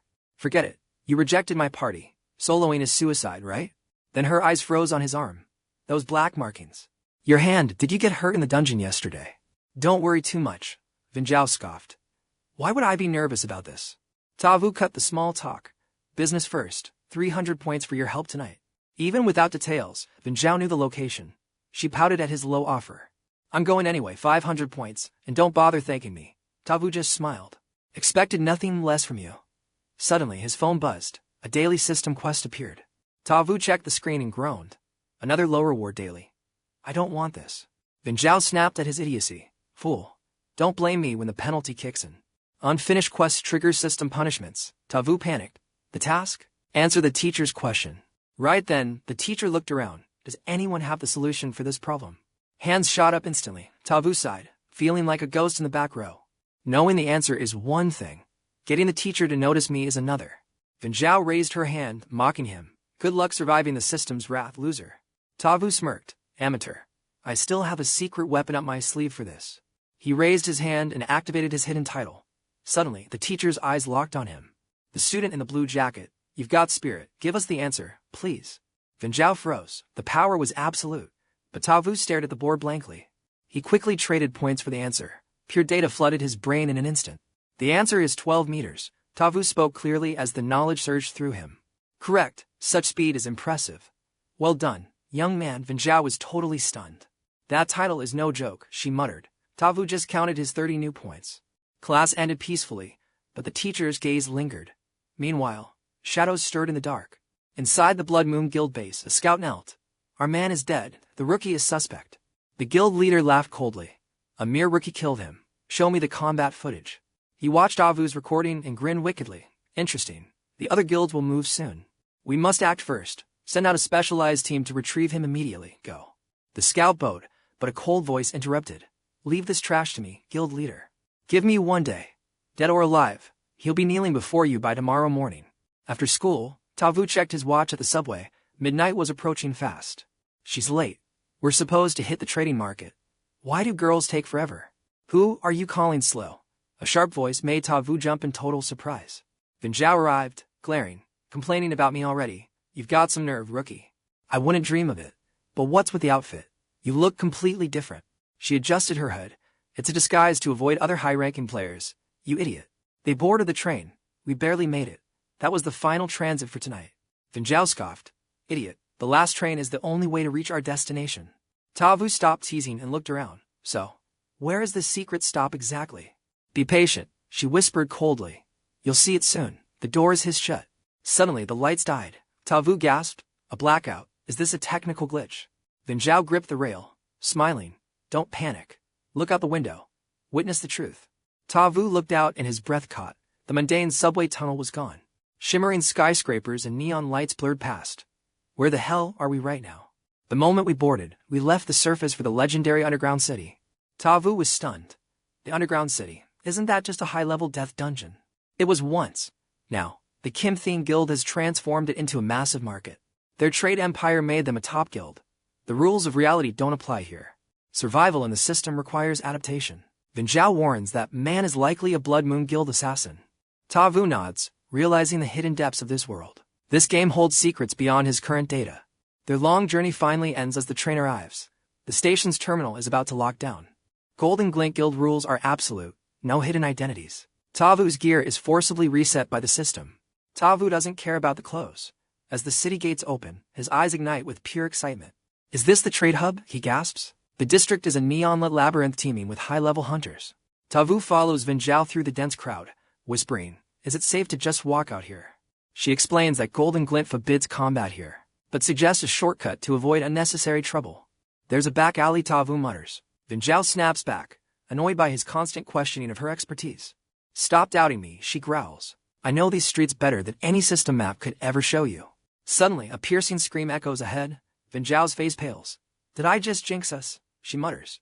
𝐿-Vu ducks into a dark corner, pulling her back. "Stay low. Maybe they aren't looking for us." They peer out to see 𝐿-Thug's cornering a girl. 𝐿-Vu recognizes her. It's 𝐿-Vu from the hunt.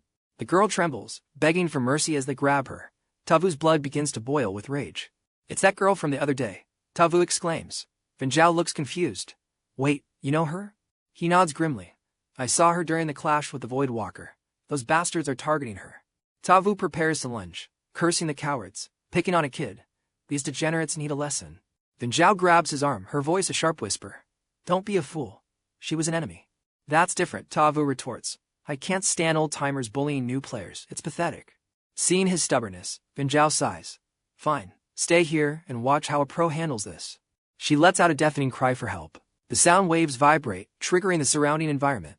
A signal flare ignites. Suddenly, a nearby trash bin shifts, transforming into a sleek security robot. Multiple units activate, sirens blaring. 𝐿-Vu is stunned. A trashcan robot? That is actually genius. 𝐼𝐍 smirks. "In danger. Just scream." It triggers the 𝐿𝐷 automated defense system immediately. The droids issue a final warning, scanning the perpetrators for rule violations. The thugs don't flinch. A bunch of tinkins think they can stop the Blood Moon. One thug sneers with arrogance. They launch a brutal attack, dismantling the lead droid in seconds. Their laughter echoes through the alley. Messing with Blood Moon is a death sentence, they brag, turning their predatory gaze back toward 𝐿-Vu. "Don't bother struggling, sweetheart," the thug grins. "My patience is running thin. Let's go." 𝐿-Vu can't wait any longer, but 𝐼𝐍 holds him back again.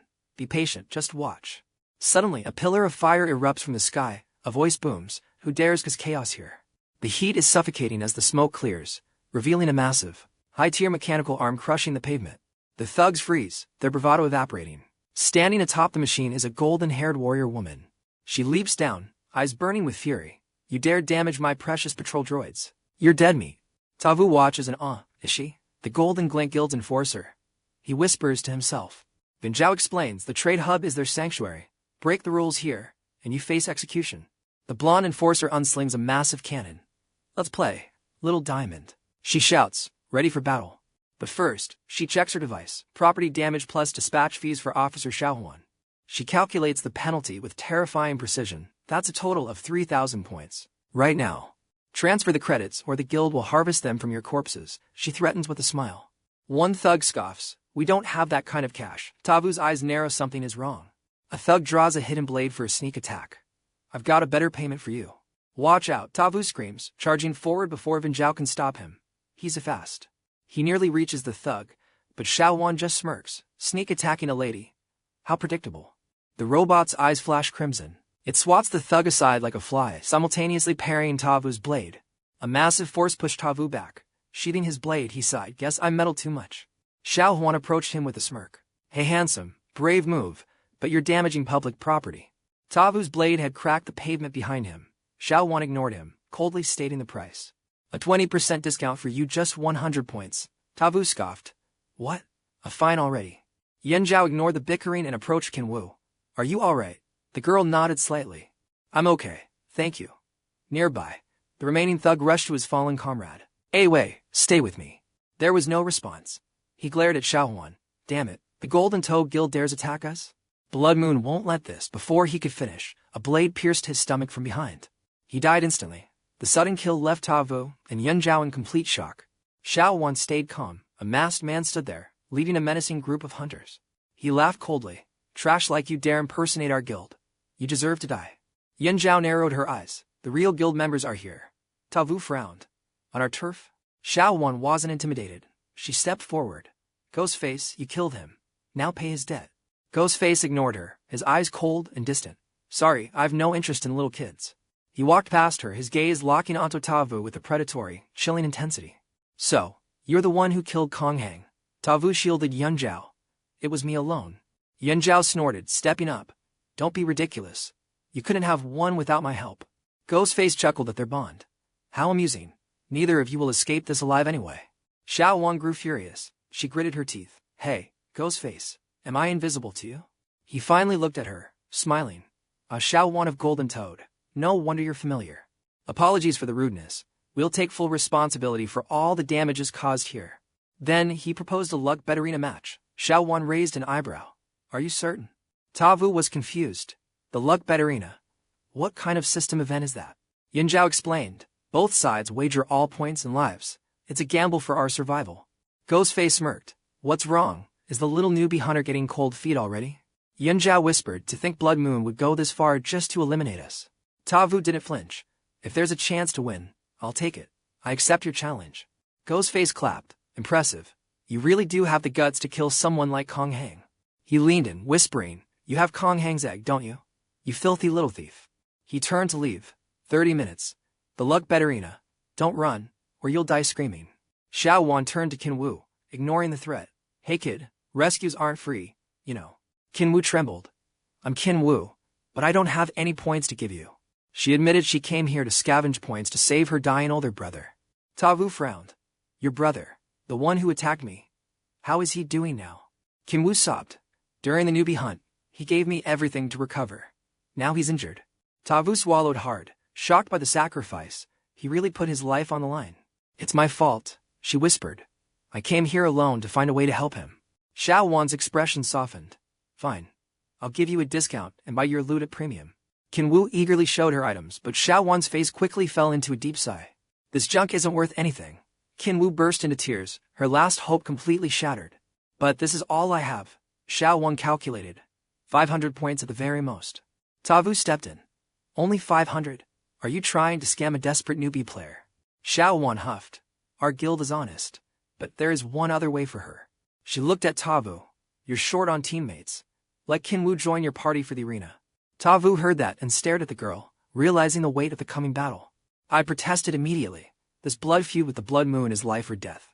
Why drag her in? We can't let her enter this fire. But Tanvu remained firm. She needed the system points. Without them, her brother would perish. She begged to join the squad. We headed to the arena. The Golden Toad Fortune Arena converts stats into betting chips. One wrong move leads to a public death. Lives become a spectacle for thousands of spectators. Every game allows the guild to rake in massive profits. Tiu-hon admitted that's why they needed us. She led our group straight toward the betting floor. She threw open the doors with a wild laugh. Welcome to the Fortune Arena, she shouted to everyone. I stood frozen in shock at the sight inside. Tiu-hon began explaining their guild's true foundation. This power keeps us in the top for guilds. Meet our level 98 leader, Lord Thien-hon. I stared at the beast.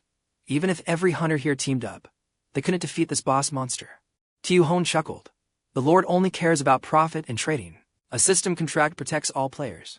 During the briefing, Ghostface and Shadowkill arrived. Ghostface wore a sneer of pure arrogance. Feeling brave, your life ends today, he mocked. Tiu-hon intervened before a fight could break out. Save the trash talk for later. I'll explain the rules of this high-stakes evolution game to everyone. The arena has two zones, the Wheel of Destiny above and the battlefield below. Pick your strategist. The strategist enters the upper wheel. It costs 1,000 system points to trigger each reward spin. You'll draw items for the team. If the drop is bad, you can choose to reroll for better loot. Prizes are sent to the vanguards below. You must destroy the enemy totem while defending your own. Losers lose everything, including their lives. The match only ends when a totem is completely shattered. 𝐒𝐤-𝐕 looked at us. Are you ready? I turned to Tan-Vu with a heavy heart. This isn't your fight. Are you sure? She nodded instantly. For my brother, I'll do anything. 𝐿 huffed, annoyed I didn't ask her. I smiled. We've already survived hell together anyway. I didn't know Tan-Vu's hidden stats yet, but I had to lead as the team's strategist. Suddenly, Tan-Vu whispered to me, Brother Ta-Vu, Sister Van Zhao, I have a secret gift. She placed an item in my hand. I stared at it, my heart stopping from pure shock. Meanwhile, 𝐿𝐴𝐷𝐾𝐿 was being cautioned by his team, but Ghostface remained arrogant and overconfident. They won't win, Ghostface laughed. 𝐒𝐤-𝐕 saw both sides were finally ready for battle. Alright, preparation is over. I declare the challenge officially started. Let the survival game begin. Teams stepped forward, eyes locked in hatred. The marketplace screens flickered to life for the audience. The Blood Moon Guild's fame was legendary. Everyone began betting against us, just as intended. 𝐒𝐤-𝐕 called upon the Lord to activate the field. The ground shook as the dungeon manifested. In an instant, the world changed. I was transported to the virtual wheel alongside 𝐿𝐴𝐷𝐾𝐿. We were the chess players now. I immediately contacted my team through the system's private link. Can you hear me? The combat is in your hands now. Van Zhao told me not to lose. 𝐒𝐤-𝐕 announced the start of the first round. I spent my points to start the wheel.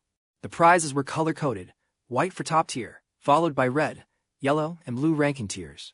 I wasn't worried about my luck. But suddenly, 3 rifts opened. It was 𝐿𝐴𝐷𝐾𝐿's skill. He warped across the wheel, landing on a prize. I fumed. Is cheating with skills allowed? 𝐒𝐤-𝐕 watched from the sidelines. She reminded us that the match had only just begun. I had to counter his move immediately. My fingers flew across the glowing system interface window. Below, the battlefield roared to life. Van Zhao unleashed her aura, ready for the first wave. Tan-Vu stood firm, her eyes glowing with the power that defied her small, fragile frame. The crowd's cheering reached a fever pitch. Millions of points were riding on our certain death. 𝐿𝐴𝐷𝐾𝐿 laughed, his silhouette flickering. You're just a degenerate playing a god's game, he mocked. I ignored him and focused on the next spin. This was our only chance to survive. Round 1 concluded with a stalemate. Both players landed cautiously, testing the waters for any hidden traps. Shadow Assassin secured the S-tier Berserker Blade, a red item boosting attack by 50% instantly. Meanwhile, Ta-Vu landed on a useless blue essence, 0 combat stats only worth 10 points later. Frustrated, Ta-Vu protested the rigged outcome, claiming Shadow Assassin's skills were blatant cheating in this game. The guide, 𝐒𝐤-𝐕, shrugged. System rules allow it. No illegal skills detected by the tower's interface. If you're unhappy, just pay double the points to trigger a system reroll for better loot. Ta-Vu declined immediately, choosing to analyze the battlefield instead. Below, his ally Van Zhao was fuming. Round 1, and he pulls trash gear. We have no choice but to push forward regardless. Van Zhao barked orders. Tan-Vu, move out. We strike together to flip the script on them. Tan-Vu nodded, readying her blade. Opposite them, Demon Face gripped his newly acquired red sword. Impressive, Shadow Assassin, a top tier drop right out of the gate. He sneered with malicious intent. Demon Face glared at the girls. I'll make you both taste true. Hopeless despair. Skill. Activate. In a flash, a second Demon Face appeared, paralyzing Van Zhao and Tan-Vu with pure fear. Behold my doppelganger trait. He holds half my power and mimics all my lethal weapons perfectly. From above, Ta-Vu's side, their numbers advantage had just been completely neutralized by the enemy's skill. Demon Face's confidence surged. Killing you here grants 100% points. No discount, just pure profit. Without warning, the original and the clone charged. Van Zhao braced herself for the brutal impact. Tan-Vu, use that combo we practiced. Now, Van Zhao screamed as she swung her heavy blade. A massive whirlwind erupted. Simultaneously, Tan-Vu unleashed a downward strike with her enchanted sword. Their energies fused into a windstorm skill, but Demon Face only let out a cold laugh. Child's play. With a series of ruthless slashes, he tore the whirlwind into pathetic, useless ribbons. The sword light didn't stop, slamming into their team's defense. They were left wide open. Team Blue lost their first life point. Defeat was absolute. Demon Face laughed at their pathetic struggle. The outcome is decided. Now, show me your final struggle before you rot. He mocked them. Ta-Vu watched closely. Shadow Assassin controls the RNG, while Demon Face multiplies the gear's power. Their synergy was the ultimate weapon in this rigged gamble. But Ta-Vu wasn't finished yet. He flashed a sinister, devilish grin. The real show was only just beginning to unfold now. 𝐒𝐤-𝐕 announced the score. Team Blue took damage, while Team Red remained completely untouched. The crowd jeered. That rookie is just a lucky loser. Challenging Blood Moon was pure suicide. Round 2 commenced. Ta-Vu leaped into the air, aiming for a precision landing on the grid. Shadow Assassin manipulated the drop again, grabbing red gear while Ta-Vu aimed for the blue zone. Want a reroll? 𝐒𝐒𝐲 teased. To everyone's shock, 𝐿𝐷 actually agreed to pay the cost. I'll take it, the guide smirked, knowing the degenerate was finally falling for the system's trap. Smart move. You can't win this tower climb without burning some serious points in currency. Spectators laughed. He's desperate. No amount of luck can save a low-tier hunter like him. Shadow Assassin kept his red loot. 𝐿𝐷 jumped again, but landed on blue once more. Total failure. The blue essence did nothing. 𝐿𝐷 roared again, trigger the system reroll. 𝐒𝐲 chuckled. Determined, aren't we? Let's see if you can finally hit a gold drop. Another failure. Blue again. 𝐒𝐲 sighed. Your luck trait must be absolute zero. Continue? 𝐿𝐷 suddenly raised his hand. No. I'm stopping here. The stadium erupted in confused, angry shouts. Bet everything on red. The blue team is finished. They're just seeking their own death now. Inside the arena, 𝐿𝐷 whispered to Van Zhao. He's too strong. Don't clash head-on yet. Van Zhao was confused but nodded. Meanwhile, Demon Face watched them with a suspicious, cold gaze. There to calm, are they plotting a hidden quest? He shook it off with a roar. Schemes are useless against overwhelming power. Suddenly, a new threat manifested on the dark battlefield. A demonic phantom emerges. Without a word, it lunges. Naturally, the monster claims another easy win. Round 2 begins. From his vantage point, �TVA remains unfazed. Let the games continue. Suddenly, Xiao Wan's voice booms. Team Blue is calm, but luck is a fickle mistress. Who can say if this? Round lands on legendary white. As she speaks, the wheel spins wildly. �TVA doesn't budge, hitting. Blue again. He doubles down, but the system drops another low-tier blue item. He refuses to quit, and gambles again. Every single drop is blue. Is he cursed or just legendary unlucky? He just keeps rolling blue. Xiao Wan sighs in disbelief. Is this god-tier fortune or a total disaster? Team Blue has hit. Blue 10 times straight. The Phantom's power is surging. Team Blue is paralyzed. Van Zhao and 𝐶𝐶 are barely holding on. The crowd begins to jeer and laugh. Is he broken? Only rolling. Blue items. Xiao Wan watches, hyped as the rounds escalate. Team Blue's current status is looking critical. Van Zhao's duo is down to health points, while the demon mask is untouched. The end is near. On the system interface, Shadow Slayer speaks coldly. The final round. Just accept your fate. �TVA smirks. Is that so? What if everything is under my absolute control? What if I win this next round? Xiao Wan can't help but mock him. In this state, the result stays the same. �TVA hits blue, while Shadow Slayer holds high-tier red gear. This time, both warriors double their stakes. They are hunting for red gear, but �TVA hits blue again. Shadow Slayer keeps his red advantage. They gamble once more. Xiao Wan provides the commentary. The stakes are massive. The pool has reached 6,400 points. It's all or nothing now. �TVA is determined. He's burning every last point on this final spin. But �Tiva's luck is abysmal. He hits blue again, fueling total despair. However, what chills Xiao Wan is Shadow Slayer's outcome. He just rolled white gear. A legendary 1 in 100 record has been shattered. The crowd goes wild. Shadow Slayer did it. A white-tier legendary drop. Xiao Wan gasps in awe. It's over. The duel ends here. Now, witness the once-in-a-millennium ultimate from the great Heaven Wan. The mask gloats. Shadow Slayer is unbeatable. Van Zhao and 𝐶𝐶's faces turn pale. Only �TVA remains chillingly calm. He sneers. You think I've lost? Watch closely. The ultimate skill is saved for the finale. Suddenly, �TVA reveals a hidden item. This was the emergency tool 𝐶𝐶 gave him, a gift from 𝐶𝐶. For a life-or-death crisis, the mask freezes. Even Xiao Wan is baffled by �Tiva's move. Amidst the confusion, �TVA roars, now 𝐶𝐶. She draws an identical item and screams, Brother, take my power instantly. 𝐶𝐶 teleports to the wheel while �TVA returns to the front lines. Xiao Wan screams, What? Unbelievable. Team Blue triggered a position swap skill. The crowd is furious, shouting insults. Stop the tricks, just take the loss. I bet my life savings on Blood Moon. The mask remains stoic. He snorts. I see. You were waiting for this exact moment. But so what? You think you can block the heavenly golden flash? As the flash manifests, the crowd roars. Master Golden Flash is here. Erase that arrogant brat from existence. �TVA is slightly stunned. This wheel reward is quite the threat. What a surprise. But that doesn't mean he's going down. He doubled every single round, burning 700 points. It wasn't bad luck. Those points were sacrificed for that specific crystal. That crystal is �Tiva's true trump card. He slams his blade into the dirt and roars. Gluttony skill, activate. The mask sneers with pure contempt. Predictable. This is a level 98 Heavenly Flash. Even with an ultimate, TVU can't survive this. As he speaks, the heavenly flash strikes with a massive thunderbolt. 𝐿 screams in terror. TVU. He ignores her, focusing on the awakening. HMPH, defeating 𝐒𝐤-𝐕 was 2 weeks ago. I'm a completely different monster now. With T-Team's help, he completed his objective at the trade market. The devour process reached completion. TVU's hidden stats surge instantly. Smirking, he pulls another power crystal from his inventory.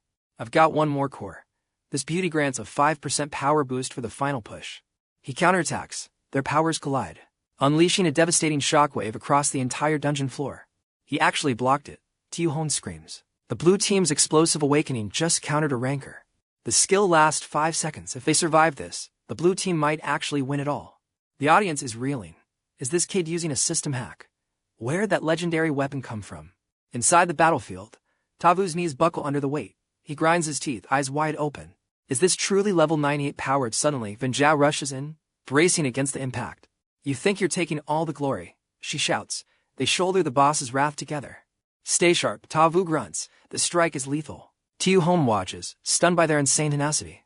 Ghostface's mask twist. Why won't this degenerate die? He snarls in pure, unadulterated rage. Refusing to fail, he activates his clone trait. This is the ultimate window to end TVU.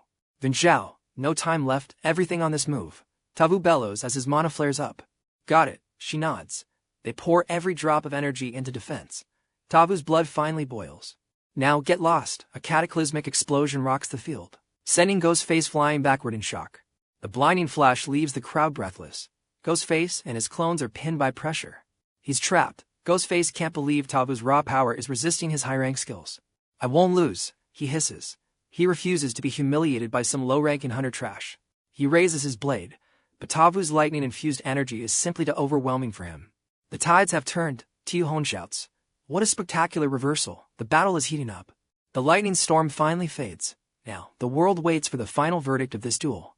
TVU and 𝐿-𝐕 are exhausted, but their HP remains intact. Their survival is a miracle.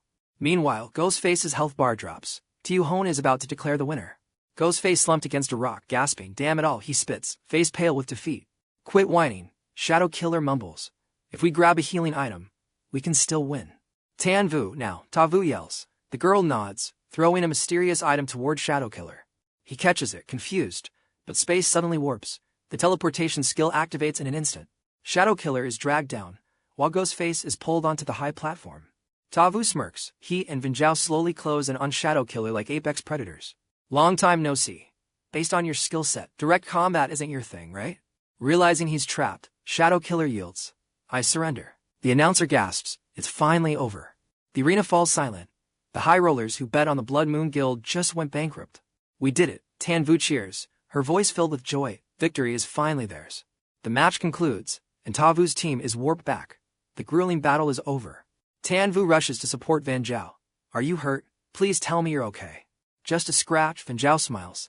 TVU exhales, the adrenaline finally leaving his body. The Blood Moon duo returns. Ghostface, let's move, Shadow Killer mutters. Pride utterly shattered. Ghostface glares at TVU. Enjoy your luck while it lasts. Then, they vanish. 𝐿-𝐕 calls for applause, but the audience is too busy checking their lost bets. Curses fill the air. Losers are losing their minds. 𝐿-𝐕 sighs. Not the celebration expected. TVU scoffs, unbothered. Let them bark. A win is a win, and we're standing. Suddenly, a voice rings out. Impressive victory, kid. TVU turns, sensing a powerful presence. A mysterious woman with purple hair approaches, a playful smile dancing on her lips. Thanks to you, our guild made a massive profit.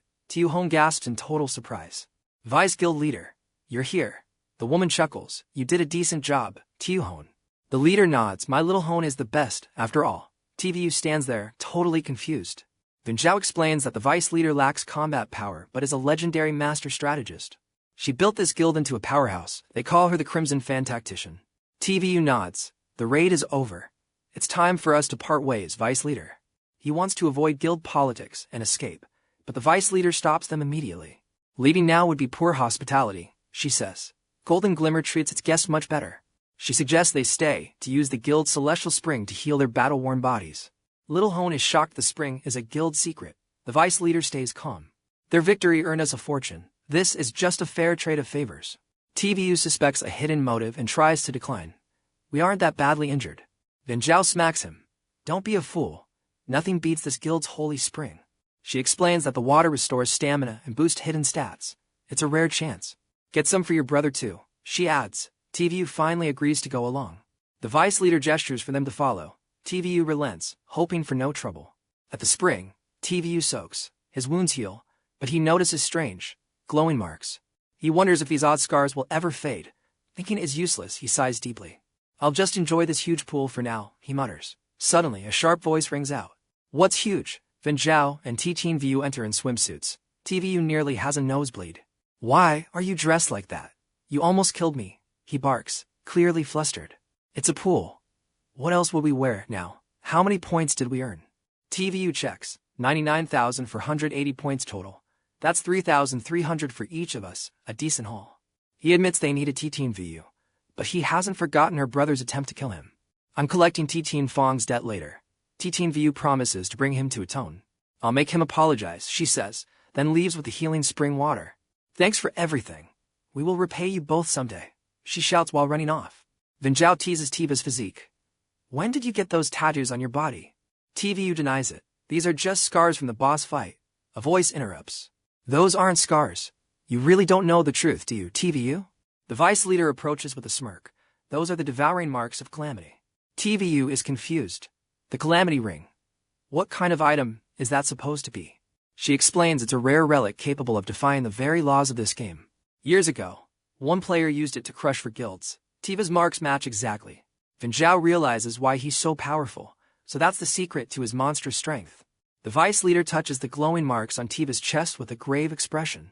The ring's power is absolute, but it's nothing more than a fleeting, tragic glory. TVU is baffled. What do you mean? She tells him to check his stats. He opens his system window in a panic. His eyes widen in pure shock. His health bar is being consumed by darkness. The vice leader explains the cost. Extreme power demands a heavy price. Your HP is currently undergoing a dark corruption. Once the bar turns completely black, your life ends. Tiva's heart sinks in terror. Is there a cure? 𝐿𝐷𝐔𝐓 screams. The vice leader mentions the holy scale. Deep in an S-rank dungeon lies the dragon's scale, which can purge the darkness. But the Blood Moon Guild controls that zone. It's crawling with high-level boss monsters. With your current stats, going there is suicide. TVU stares in utter horror. But don't lose hope just yet, she says, offering a final, mysterious deal. Consider joining our Golden Flash Guild. We can secure that holy healing dragon scale for you. TVU frowned, realizing this invitation was a calculated trap. He hesitated, then spoke with a serious tone. I appreciate the offer, but it is quite sudden. Could you give me some time to consider it? The vice leader smirked mysteriously. Regardless of your choice, I have high expectations for your future performance. You might just be the one to flip the script on this boring game. Thanks for understanding, ma'am. TVU gave a brief reply before diving into the lake. 𝐿𝐷𝐔𝐓 watched him, her mind clouded. He sensed his abnormal power was no ordinary blessing. To survive, he needed 100 million points fast. The next day at the trade hub, TVU was dreaming when something poked his nose awake. TVU, wake up right now, he jolted awake, grumbling about who dared to ruin his perfect sleep. Opening his eyes, he saw 𝐿𝐷𝐔𝐓 lounging on his bed in a very revealing outfit. It is already morning. You have been out for a whole day. A woman in your bed already? TVU broke into a cold sweat and leaped back. Why on earth are you in my room? She frowned, looking at him with suspicion. Did you really forget everything that happened last night? TVU panicked, fearing some disaster occurred. 𝐿𝐷𝐔𝐓 sighed and explained the situation to the confused boy. You passed out at the selection. The commander ordered me to bring you back to your room. She crawled closer, a playful smirk dancing on her lips. Actually, I have some great news for you. TVU asked nervously. What kind of news? 𝐿𝐷𝐔𝐓 chuckled and slowly revealed her secret intel. My sources say our former guild member, Madman Brit, has appeared in the East Market District. TVU did not know him. Who is this Madman Brit? 𝐿𝐷𝐔𝐓 whispered that he is a genius. He is obsessed with experimental weapons and gear. He vanished after leaving, but he is back now. More importantly, he possesses the item you need. The holy healing dragon scale is in his hands. Before TVU could celebrate, 𝐿𝐷𝐔𝐓 walked in. That is perfect. We should head there immediately. I have wanted to visit the Golden Flash night market for ages. 𝐿𝐷𝐔𝐓 hesitated, warning them both. That market is not for everyone. The guild ignores it for profit, but it is a dangerous place. TVU nodded. After that high-stakes bet, many hunters are likely targeting me right now. The Blood Moon Guild definitely has not given up. He told 𝐿𝐷𝐔𝐓 to stay behind for safety. She froze instantly. Those words triggered a painful memory of someone telling her to run while they fought. 𝐿𝐷𝐔𝐓 took a deep breath, shaking off the past. Suddenly, a familiar thud echoed through the room. 𝐒𝐤 ended up with a massive bump on his head. You idiot. What are you blabbering about? You would have died 10 times already without me. We always survive and end up with full pockets. Besides, 𝐿 is not the type to abandon a teammate in a dungeon. 𝐒𝐤 looked at her. After a long silence, he finally relented. Fine, I get it. Let us get ready to move out. 𝐒𝐤 stopped protesting and smiled. Since you are going, can you deliver a letter to Brit? I will give you stealth cloaks as a reward. That night, the East Market was a chaotic den.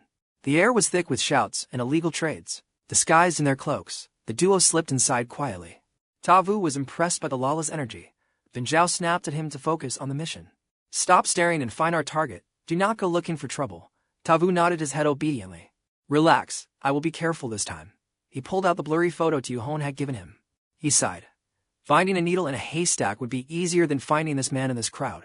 𝐿 scolded him for not asking for better details. They had been searching for 2 hours already. Suddenly, a loud shout erupted from behind them. Hey mister. Why do you look so miserable right now? 𝐒𝐤 turned to see a blonde kid standing there with a cocky grin on his young face. You look like you are stuck on a quest you cannot finish. 𝐒𝐤 squinted at the brat. Maybe I am, but what could a kid like you possibly do to help a professional hunter? The blonde boy puffed out his chest with absolute confidence, ready to make a deal with them. Hold on. I'm 𝐿𝐤, the legendary black market broker. For the right price, I know everything. 𝐿𝐤 whispered to 𝐒𝐤, searching blindly is useless. Let's test this brat's intel. 𝐒𝐤 hesitated before showing a photo. Have you seen this man in the night market? 𝐿𝐤 grinned greedily. The madman Briss. He entered this zone exactly 1 week ago. I've tracked him since. Pay me 100 points, and I'll lead you to him.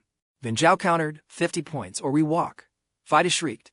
That's a total scam. 80 is my final offer. 𝐿𝐤 said coldly. Keep talking, and it drops to 40. Defeated, 𝐿𝐤 accepted the 80 points and led them deep into the hidden base. 𝐿𝐤 frowned at the ruins. This place is a dump. 𝐿𝐤 decided an explanation.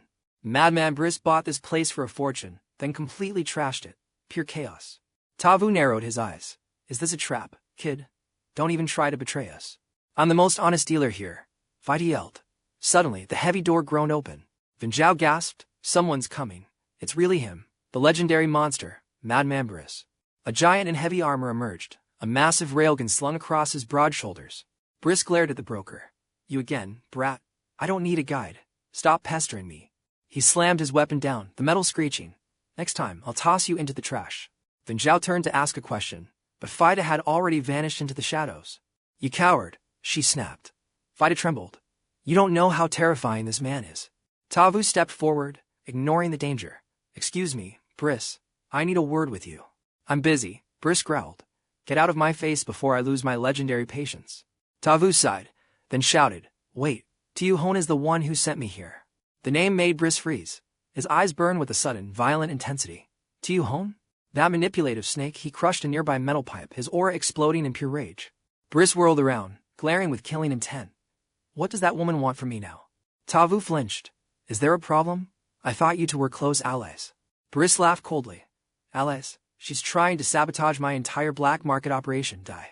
He launched a devastating punch. 𝐒𝐤 yelled, Wait, I'm here for the dragon's scale trade.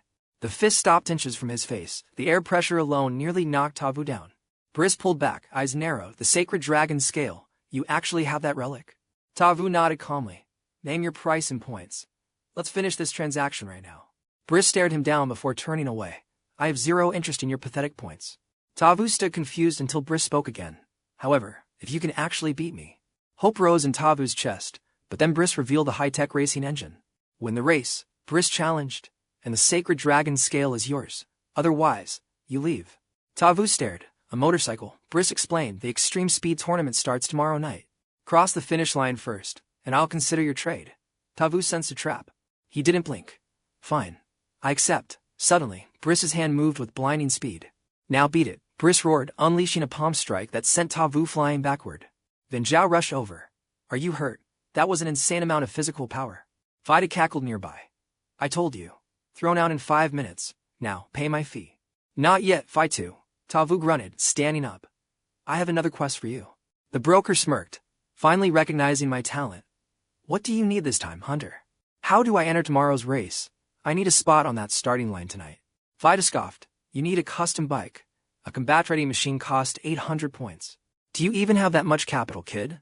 𝐼𝐍 stared at his empty system window. 800 points is nothing. 𝐈𝐍's eyes sparkled. Big bro, are you loaded? Let's enter the race together, 𝐍 asked. You really want in? 𝐈𝐍 grinned. Speed isn't everything. You need a navigator to survive this track. 𝐍 sighed. Let's move. This kid is just hunting for your points. As they turned to leave, 𝐈𝐍 desperately grabbed 𝐍's leg. I'm not a degenerate. I'll assist you for free, I swear. 𝐍 paused.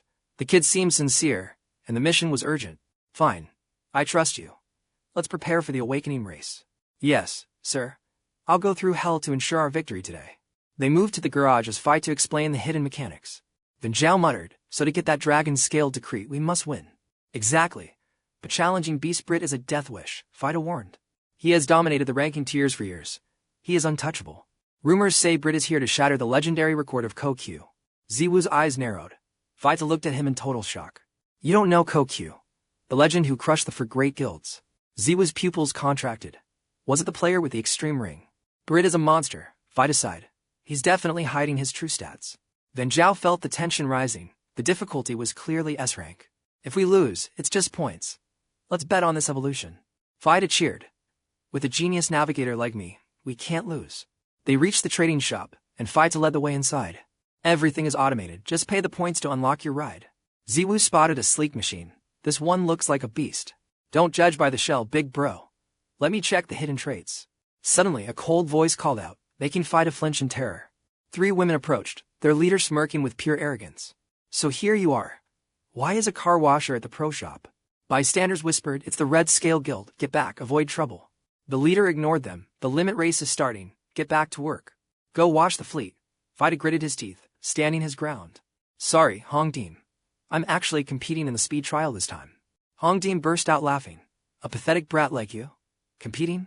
She grabbed his collar, her face twisting into a cruel sneer. Stop joking. Who's the idiot teaming up with a loser like you? 𝐍 glanced at 𝐍. I think she means you, big guy. 𝐈𝐍 snapped. You promised. 1 month of labor for a chance. I've been your slave for 6 months now. I'm done with you. 𝐍 realized it was a scam. 𝐿𝐸𝐷 just scoffed heartlessly. Ungrateful trash. We saved you from the black market gutters.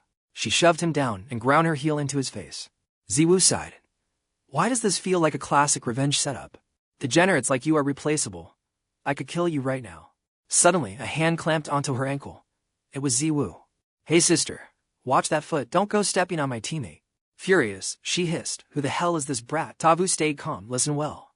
I'm the main driver for this rookie. 𝐿𝐸𝐷 sneered in disgust. So you're that. Idiot. You're being scammed and don't even know it. 𝐼𝐍 shrugged nonchalantly. Sorry. But we're both rookies. Perfect match. I don't care about your petty grudges. But until tomorrow's extreme race ends, nobody touches my guide. Red Scale's guards drew weapons. You've got a death wish, threatening our guild. Before they struck, 𝐿𝐸𝐷 barked, hold it. We're leaving. She turned away. 𝐼𝐍 blinked. That's it. No 800 rounds of combat. Seriously? 𝐍 approached, tapping the boy's head. Kid, you're hiding some secrets. The boy bowed low. I'm sorry. I lied about being a pro guide. I was just a support unit for Red Scale. He tightened his grip. But it's my dream to race. I have to enter this dungeon run. 𝐼𝐍 chuckled, reaching out. You idiot, did you misunderstand my quest? I asked for your help. Your rank doesn't matter to me. The boy's eyes lit up. Understood, boss. Elsewhere, the trap was set. 𝐿𝐸𝐷 made a call. Remember that game? That brat insulted everyone. She meant 𝐼𝐍. Suddenly, an S-rank bounty appeared on the dark web. If we team up tomorrow, that massive reward is ours. She grinned wickedly. The next night, the neon lights of the underground arena pulsed with energy. Boys and girls, good evening. The stadium erupted into a chaotic roar. A sexy MC in black stockings stood center stage. Welcome to the 42nd Extreme Speed Race. I'm your host, and tonight's broadcast will be legendary. At the starting line, Engine screamed, tonight, we have to secret rookies. Who crushed the Blood Moon Guild? The super novice of our city. 𝐼𝐍 and 𝐍 sat ready. I'm counting on you again, 𝐼𝐍 said. 𝐍 winked. Just win, and you're paying my repair bills, okay? 𝐼𝐍 nodded, deal. The boy chimed in over the comms, boss, remember the map. Got it, 𝐼𝐍 replied, noticing the boy's dark circles. You okay? I stayed up all night mastering the route. Trust me, we won't lose. Nearby, predators watched. Bikers smirked. That 𝐼𝐍 guy is ours. That bounty money belongs to us. 𝐿𝐸𝐷 pulled up alongside them. Don't rush, boys. A hunt is better when you savor the kill. The host shouted, Don't forget tonight's Titan, the third-ranked monster. The man who outruns legends. Give it up for the freak, Brit. The camera panned to Brit's massive rig. Tavu's eyes narrowed in focus. Rules are simple, the host screamed. Only standard, registered gear is allowed. If you're facing death, use the emergency exit on your wrist to forfeit. And escape the track immediately. Tavu checked his tactical device. Then let's go. I declare the race started. The host voice boomed. Engines roared like beasts as racers charged toward the portal ahead. Tavu slammed the throttle, surging into the blinding light. The system window flared to life as the countdown reached 0. Maximum output, he roared, feeling the energy surge through the chassis. Every rival was a target, every second was a battle for survival. As he crossed the threshold, the real nightmare began. Speed was everything. The portal flashed, shifting the realm. Vida barked through the comms, "Big brother, straight path ahead. Floor it and gap them." But before they could break away, hunters were already closing in. Tiva's gaze sharpened. A massive thug with a flame mace sneered, "Running won't save you, brat." He realized that woman was sabotaging the race, bringing reinforcements to crush them. 𝐿 was also cornered. Sister Van dodged to a clock. Vida screamed, seeing another degenerate closing in to ruin her run. 𝐿 scoffed, "Call me big sister again, and I'll stitch your mouth shut." She drifted, throwing sparks. 𝐿 trailed them, whispering to her guild, "Cover me. It is not time for the full assault yet." She bragged about spending hidden points to bribe insiders and nerf Tiva's gear. He was trapped. With a cold smirk, she mocked his heavy sword trait. This was not a race, it was a hunt. The hunt begins. She leveled her weapon at TVU, eyes gleaming with a predator's malice. A hail of bullets rained down in an instant, aiming to delete both hunters from the track forever. "Their firepower is insane," 𝐿 shouted over the chaos. Tiva's nerves were on a knife's edge. "Find us an exit." The support fell silent, scanning system data for a hidden path. He remembered a legendary pro play from round 22. If that top ranker could do it, then... "Big brother, 10 seconds to a leap of faith." Vida signaled the core tactical turning point. A sharp turn loomed. 𝐿 panicked. "Are you crazy? That is a dead-end cliff ahead." "No time to explain. Trust me." Vida counted down the final seconds of their survival quest. Now TVU and 𝐿 hit the thrusters, leaping off the track into the abyss. 𝐿 watched in horror as they vanished. Then a sight that left everyone stunned appeared. Tires screeched as they stuck the landing, sliding perfectly into a secret underground tunnel. Vida explained the shortcut bought them 10 seconds to ditch those degenerates for good. But TVU smirked. "Ditch them? No. I do not need to run from these weaklings." 𝐿's crew caught up, cursing. That bastard found the hidden route. Intercept them at the junction. They tried to accelerate, but a roar of engines echoed. TVU was already above them. He was airborne, laughing. "Do not bother waiting. I am coming for you right now." Without hesitation, he cleaved an enemy's vehicle into with a single, devastating sword strike. The rider triggered an emergency eject in a panic, but 𝐿 was already there waiting. She snatched the falling rifle with a grin. "I will be taking this toy for myself, thanks." "Damn you. You are nothing but a sly rat," 𝐿 screamed, firing wildly at the duo. They dodged with mastered precision. The live broadcast went wild. What a spectacular display of skill. The Crimson Scale Guild was being dismantled. This was not a race, it was a high-speed execution. Meanwhile, the mysterious Bright was trailing at the back, but this was no ordinary slump. Years ago, a legend wiped the race by eliminating every rival. Bright intended to repeat history. He activated the core system interface. The air grew cold as he prepped his hidden stats. Boom, elemental rounds began shredding everything. Chaos erupted in a symphony of fire and smoke. Dual element rounds frost and flame erupted, engulfing the entire track in a devastating wave of energy. Bright cruised through the carnage like a reaper, unchallenged by the chaos he had created. TVU sensed the looming threat. Bright was closing in fast. "He is already here." 𝐿 sneered, thinking she had the upper hand. "How much longer can you struggle, boy?" TVU was trapped in a deadly pincer. To the front, a snake. To the back, a monster. Bright launched a homing strike from his exhaust. To high-velocity shells locked onto TVU instantly. "TVU, watch out," 𝐿 screamed. 𝐿 laughed. "Die, just go to hell already." At the brink of death, Vida shouted through the comms. "We cannot survive this direct clash." 𝐿, the corner ahead. "We have to use that forbidden move to survive." 𝐿 nodded, eyes burning with resolve. "Understood. Full power, let us go." Engines roar as they close the gap. TVU and 𝐿 corner 𝐿. She flinches.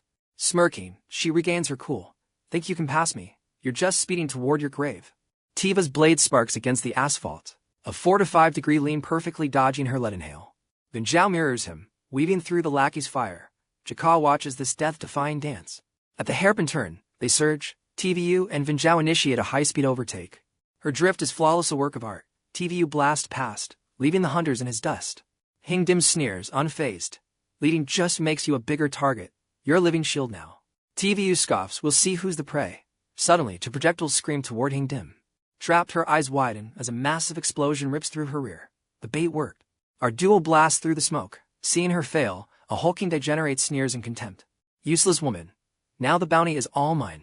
Hey kid, time to meet your maker. Out of the frying pan, into the fire, TVU faces these new monsters. Always more trouble. He signals 𝐼𝐸. Same play. She nods. The plan is set. The dance continues. A massive fire bat swings. TVU parries with his blade, the impact vibrating through his bones. I've never lost a close-range duel. The musclehead roars. Then, grenades rain from the sky. They split instantly, dodging the fire. Boom, the road vanishes in a deafening shockwave. 𝐼𝐸, move, TVU screams. She swerves, the heat licking her heels. Suddenly, a massive shadow looms. Brit's juggernaut vehicle charges like a wild boss monster. Impact, Brit crushes the muscle duo. Terrified, they trigger emergency ejections to survive. 𝐿𝐷𝐿's voice booms. Brit is unstoppable, a true reaper on the track. The 𝐷𝐄𝐒 guild is out. 𝐿𝐷𝐿 cheers. That's the rhythm. Switching to 𝐿𝐷𝐿. TVU acknowledges. 𝐿𝐷𝐿. Understood. Brit scoffs at the wreckage. Pathetic weaklings. Up ahead, 𝐼𝐸 spots a trap. TV's eyes narrow. When did they plant these? Too late. Hidden minds ignite. A chain reaction of fire swallows their path. The shockwave sends them flying. TVU stabilizes. His first thought is 𝐼𝐸 okay? Brutal. 𝐿𝐷𝐿. They fought hard, but Brit's trap was a total wipeout. They plunge into the dark abyss of the sea. It looks like game over. 𝐼𝐸 limps toward 𝐿𝐷𝐿, mocking him. Your brat finally lost, and he totaled my car. Once we're off this track, you're both dead meat. She spits the words with venom. 𝐿𝐷𝐿 just smirks. Lost? You really haven't been paying attention, have you? Flashback, extreme speed shifting has hidden roots. Finding them is the only path to victory. 𝐿𝐷𝐿's ABCD signals weren't just codes, they were coordinates for the secret quest line. I'll find the winning path, TVU had promised. Now 𝐿𝐷𝐿 laughs like a madman. Watch closely. The real race is just beginning. On the monitors, a sound emerges. A mechanical roar from the depths. TVU and 𝐿𝐸 surge beneath the waves. They burst through the surface, defiant. The crowd erupts, they're still in the game. Brit has cleared the field like a harvester. The final junction lies dead ahead. Brit spots them in the rearview. He survived? Fine. He prepares his final skill. Luck won't save you twice, kid. He unleashes a barrage of heavy ordnance. Activating overload. TVU shouts. 𝐿𝐸 screams, stop. Your body can't handle the strain. TVU grits his teeth. If I don't win here, there is no tomorrow for me. He slashes. A wave of energy dissipates Brit's attack. They're closing the distance fast. Brit is stunned. A special trait user. Interesting. He won't hold back anymore. I don't usually waste this on trash. But for an awakened, I'll get serious. Stop bluffing, trash. You have zero chance of winning this. The devil spat, but TVU was already locking onto the mechs. With a sharp gesture, he traced a runic circle midair before mana erupted from his clenched fist. Pure destructive force surged through the projectiles, lightning crackling across the battlefield in a deadly display. TVU and 𝐿𝐸 watched in horror as a barrage of fire rained down on them. They barely dodged the shockwave. The announcer gasped. Brit the Freak was unleashing his ultimate hidden trait. His gravity domain creates an absolute seal, crushing high-tier skills and leaving no room to breathe. TV's expression darkened. His body felt like a mountain was pinning him to the earth.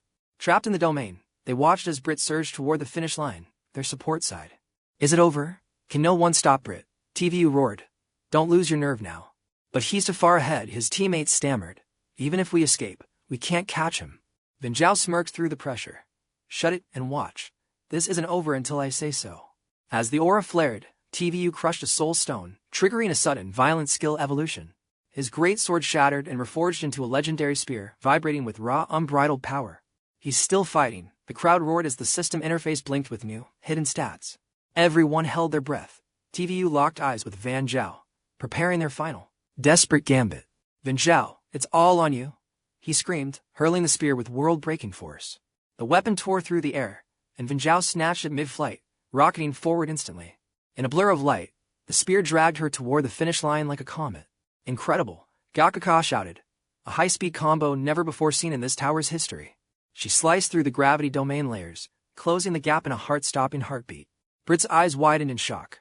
Even as her bones creaked, 𝐿𝐸 refused to let go. His traps failed completely. Brit realized TVU hadn't attacked him. He'd boosted his teammate's speed. A brilliant strategic choice, Brit muttered, as 𝐿𝐸 pulled level with him at last. The finish line loomed. TVU and their allies watched, hearts hammering against their ribs.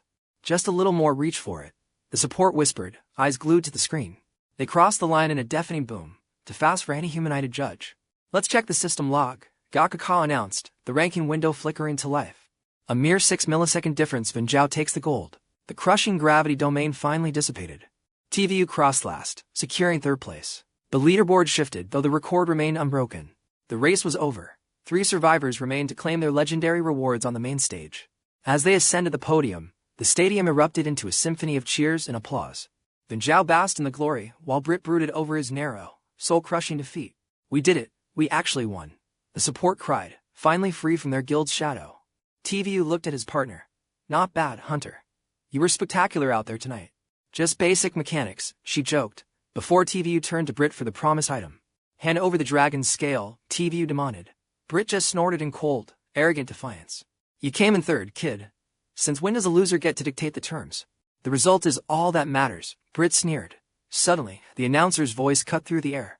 Citizens, we have a legendary guest tonight to present the final trophies to our champions. With the top ranker gone, the man who holds the second seat has finally arrived. Murmurs of fear swept the crowd.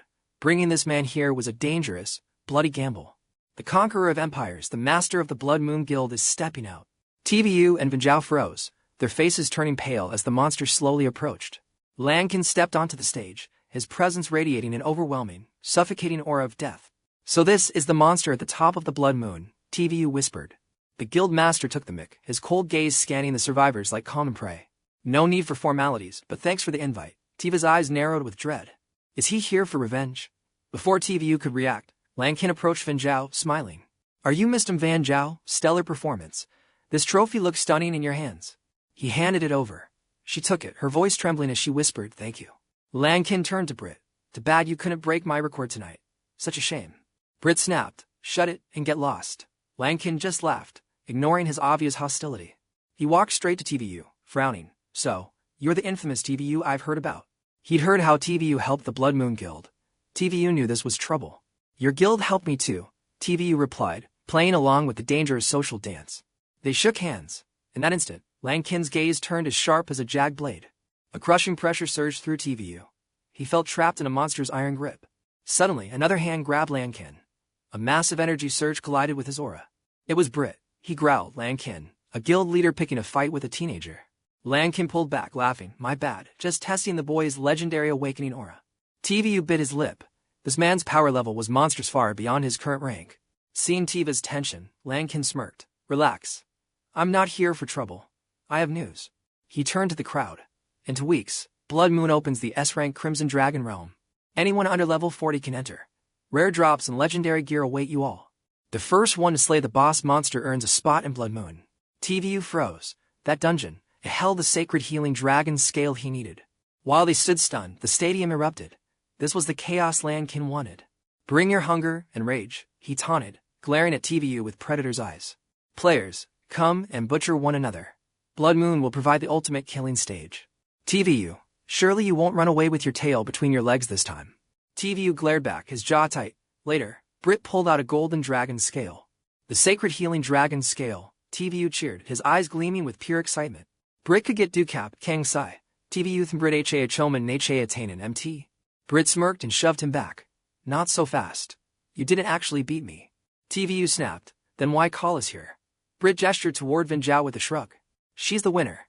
The scale goes to her. TVU groaned at Brit's twisted logic.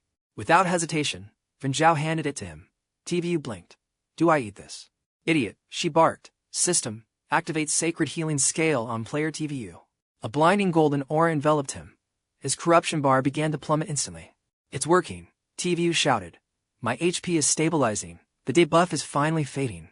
If I get more scales from the Dragon Realm, I'll be completely cured. 𝐿𝐻𝐽 nudged him. Don't forget the letter the little prince gave you for Brit. TVU remembered and handed it over. Brit slapped it away in total disgust. Keep her junk away from me. But as the letter hit the floor, it triggered. System, target variant Brit detected. Activating restraint protocol. Discharging high voltage current. Blue lightning snared Brit instantly. TVU gasped. What the hell is going on? A playful recording played. Dearest Brit, if you're hearing this, my trap worked perfectly. You've been caught by my stun ray. Brit gnashed his teeth in absolute fury. He struggled against the electrical surge, his body trembling under the system's power. The recording continued with a mocking giggle as Brit's face turned beet red. Brit looked up, his expression one of pure, unadulterated annoyance and rage. 𝐒𝐈-𝐍's eyes widened as she roared, "Both of you, get out of my sight this instant." Yet, they stood firm. 𝐒𝐈-𝐍's pulse quickened with excitement. "Let's witness this transformation," he whispered. His instinct screamed of an impending disaster. Suddenly, Brit's monstrous form began to fracture and mutate. The heavy armor shattered, revealing flawless, snow-white skin beneath. The duo stood frozen in sheer disbelief. The monster Brit was actually a stunning woman. She glared at them, her eyes burning with fury. "I ordered you to leave," she hissed. "Now that you've seen my true form, there's no turning back." Sensing her killing intent, they panicked. "Lady Brit, please, this was never our intention to spy." Instead of attacking, she smashed a hole in the wall. "Curse that pill," she muttered, slumping down. Looking up with cold, piercing eyes, she stated, "You two are still useful. I'll spare your lives. But if a single word of this leaves your lips, consider yourselves dead men." 𝐒𝐈 breathed a sigh of relief. "Understood, Miss Brit." But then she corrected him. "My name is 𝐿. He paused. So Brit was just a cover for her true identity? The mention of that name brought back a bitter memory of a guild member teasing her. "You're so pretty. Join our guild, big sis. Since you're ignoring me, I'll call you Brit." 𝐿's face darkened. "Don't ever call me that name again. Now, you're targeting the Scarlet Dragon realm." 𝐒𝐈 nodded. "Of course, an S-rank dungeon holds the Holy Dragon scales and massive XP. This is the ultimate opportunity for a power-up. I can't afford to miss it." Her expression turned grave. "You think 𝐿 will let you walk into his trap so easily? He is a master of the divergent arts." 𝐒𝐈's heart skipped a beat in pure shock. She warned him that 𝐿's schemes were meticulous. Even his survival might be a calculated move. Luring him to that dungeon meant a certain death trap was already set. Yet 𝐒𝐈 smirked. "I can't hide forever. I have reasons to keep moving forward, regardless of the danger." She scoffed. "Who said hide? If you get stronger, he won't matter. I'll teach you true power." 𝐒𝐈 was stunned. There's a way to truly master the divergent ninja techniques. After a moment of silence, he asked, "Why help me? You've already done so much." She stood up, her gaze unreadable. "No reason. Let's just say I felt like it today." With a snap of her fingers, a spatial rift tore open the air behind him. "Wait, I didn't agree to this training yet," 𝐒𝐈 shouted, but it was too late. She kicked him straight into the portal. "Stop being a coward." Then Zhao watched, paralyzed with fear. He tumbled through a freezing, lightless void before crashing onto a cold, hard surface. "Damn that woman! Where the hell did she send me?" Suddenly, 𝐿 appeared before him. "This is my personal training dimension, and today, I'm going to break your limits." 𝐒𝐈's blood ran cold. "You're not actually serious about this, are you?" She equipped her mechanical gauntlets, eyes narrowing. "It's simple, defeat me, or die trying." Her gear hummed with lethal energy. Without warning, she slammed a fist into the ground. 𝐒𝐈 turned pale as the earth shattered. "She's actually trying to kill me. Focus, or die," she roared, closing the distance in a blur of blinding speed. He barely drew his blade to parry, but her eyes glinted with cold disdain. "Did you think my strikes were that easy to stop?" The collision triggered a thunderous explosion. 𝐒𝐈 was sent skidding back, his blade carving a deep trench through the rock. Before he could breathe, she was there. Slow, she unleashed a devastating double strike. He was launched backward, slamming into a stone wall with bone-crushing force. "Is this all?" 𝐒𝐈 grit his teeth, rage finally bubbling over. "That's enough. You want to fight? Fine. Prepare yourself. Witness the true extent of my hidden potential." ****** system. Overload state activated. ***** in a blink. 𝐒𝐈 vanished, reappearing right behind her. She parried his strike with a smirk. "Not just power, but your speed increased too." 𝐶𝐜 froze. This heavy blow actually matched his overload speed. He had to go faster. He surged forward, but 𝐿 blocked every strike effortlessly. She was on another level. They traded blows in a blur. 𝐿 grinned. "Your attacks are way too predictable. This level won't even scratch me." With a light shove, 𝐶𝐜 was sent flying back. 𝐶𝐜 wiped his mouth and smiled. "Is that so?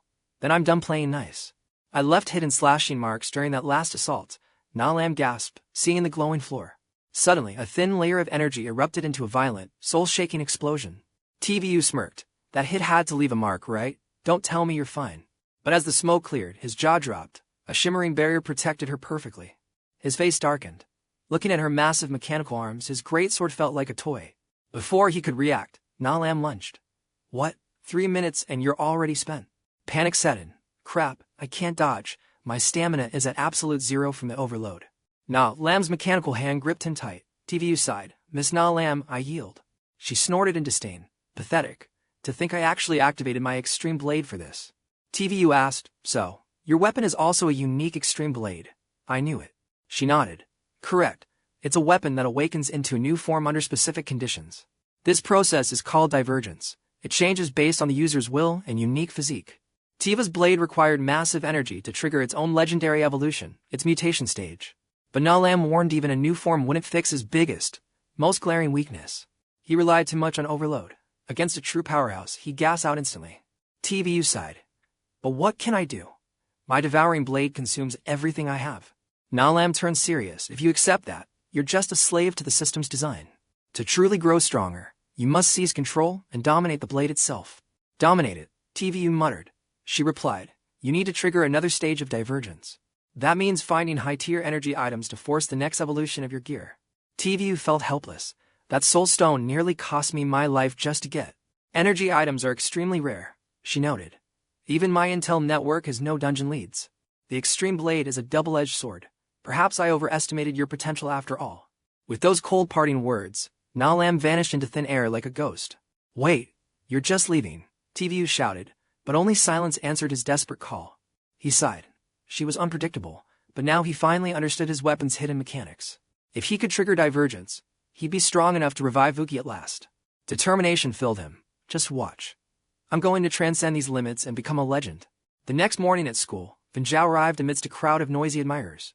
She spotted TVU already in class. Did the system give him a morning quest? She patted his shoulder, but recoiled. TVU looked like a literal sleep-deprived zombie. Good grief. What happened to you? She cried out, staring at his dark circles. Thinking about 𝐼𝐸's riddle all night, he groaned. I couldn't sleep a single wink. Seeing his messy notes, she asked, what's this? He called it his level-up Bible. She looked at the gibberish and pouted. Are you really that desperate for a power-up? TVU nodded firmly. Absolutely. Do you know where any rare energy items drop? 𝐿 frowned. Energy items? Never heard of them. But we do know a guy. Tiva's eyes lit up. Right? That information broker might actually have the answers. But when he messaged 𝐵2, the reply was nothing but a frustrating, teasing joke. Who the hell are you? I don't recall befriending a fat pig like you, TVU hissed. This jerk's got a death wish. Furious, he explained his identity while 𝐵2 replied in a panic. Leveling up was vital, but for TVU, skill evolution was the fastest way to boost combat power. As he pondered, the instructor warned him, pay attention. This lecture is a mandatory core requirement for hunters. The teacher called him out, stand up, and explain the law of conservation of energy to the class. TVU stood, luckily recalling the lesson. Energy cannot be destroyed or created from nothing, he answered firmly. It only transforms from one state to another. Is that correct, sir? The instructor nodded in silent approval. Correct. Energy reflects the shifting states of movement between different forms that can transform into each other. Fire and lightning were ancient disasters, yet humanity harnessed them to ignite the steam and electric ages. Nuclear energy can destroy everything like a bomb, provided we can control the efficiency of its conversion. TVU frowned, questioning, so you mean we must follow the law and manipulate the energy output? The teacher nodded. Exactly. Mastering energy control gives us hope for a new era of infinite possibilities. His eyes gleamed with hidden meaning. TVU pondered the words until a sudden realization struck his mind. I've got it, he shouted. The instructor asked, do you have the answer to the problem on board? Before he could finish, TVU bolted. Professor, my stomach hurts. I need the bathroom right now. He left the teacher stunned. Even 𝐿 whispered, what's he doing? I thought the teacher would explode.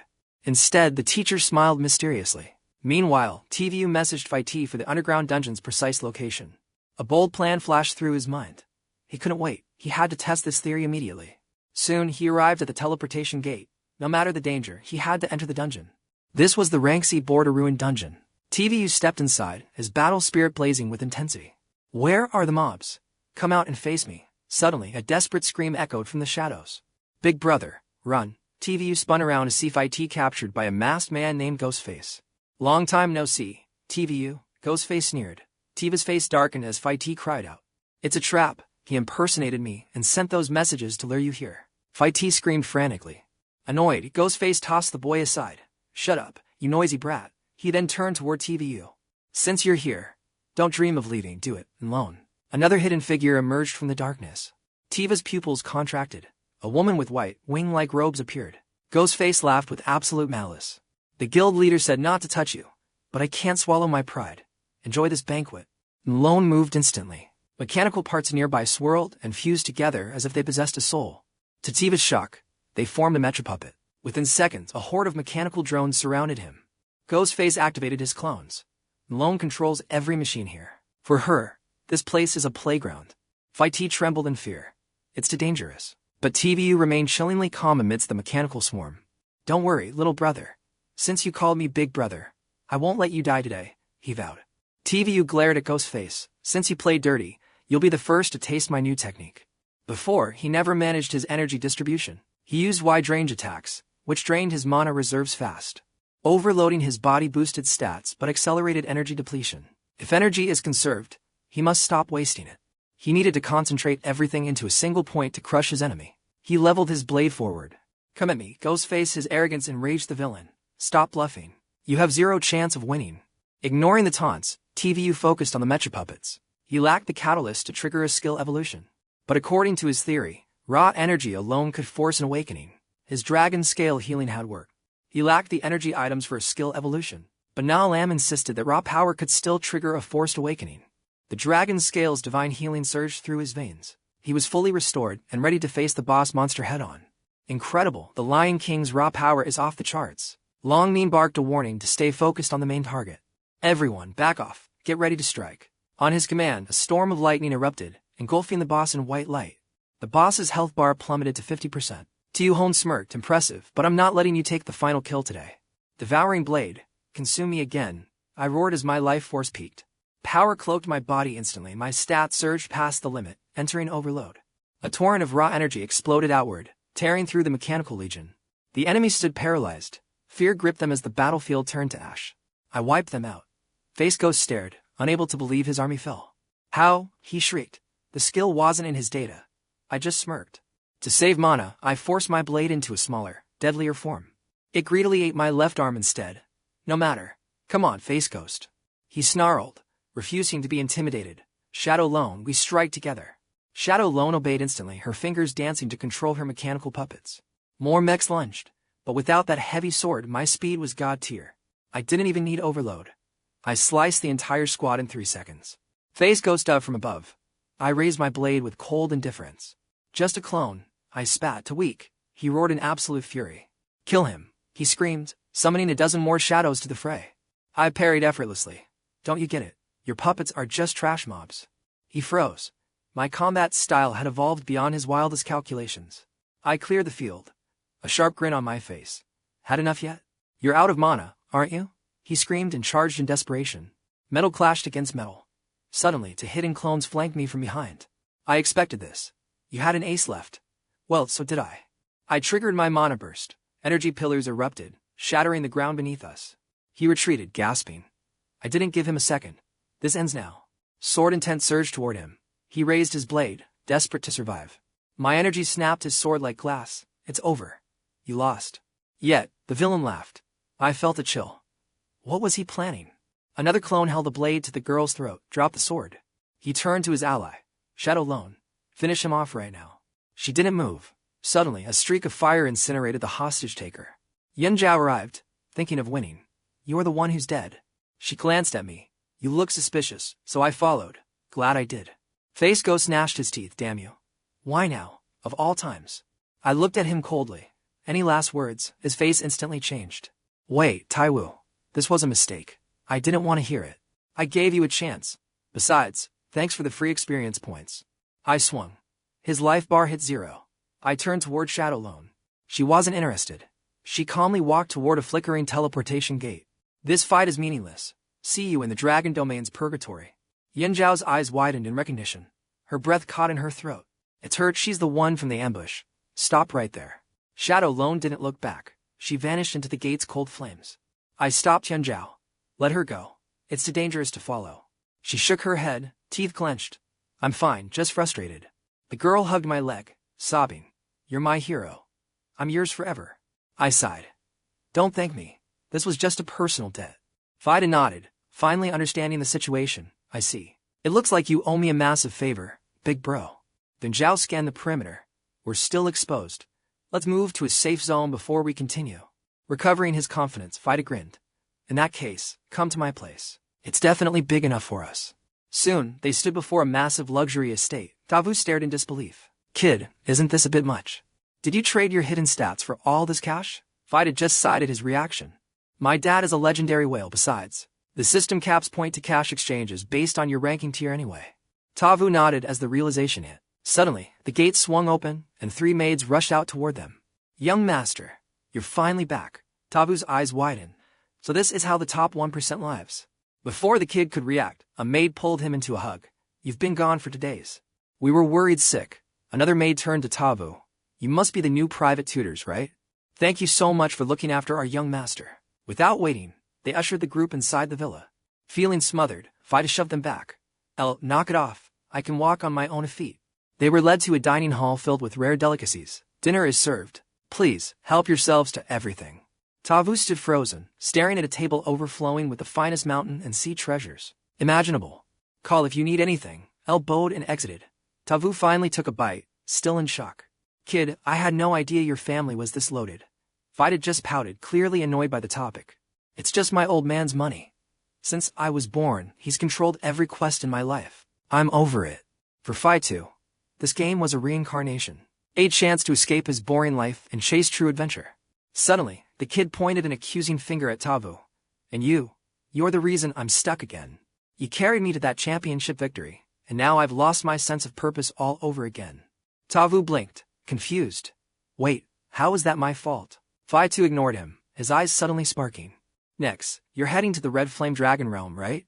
I'm definitely joining your party. 𝐼𝐍 frowned. Think carefully. Staying with me means facing high-ranked degenerates and life-threatening boss monsters.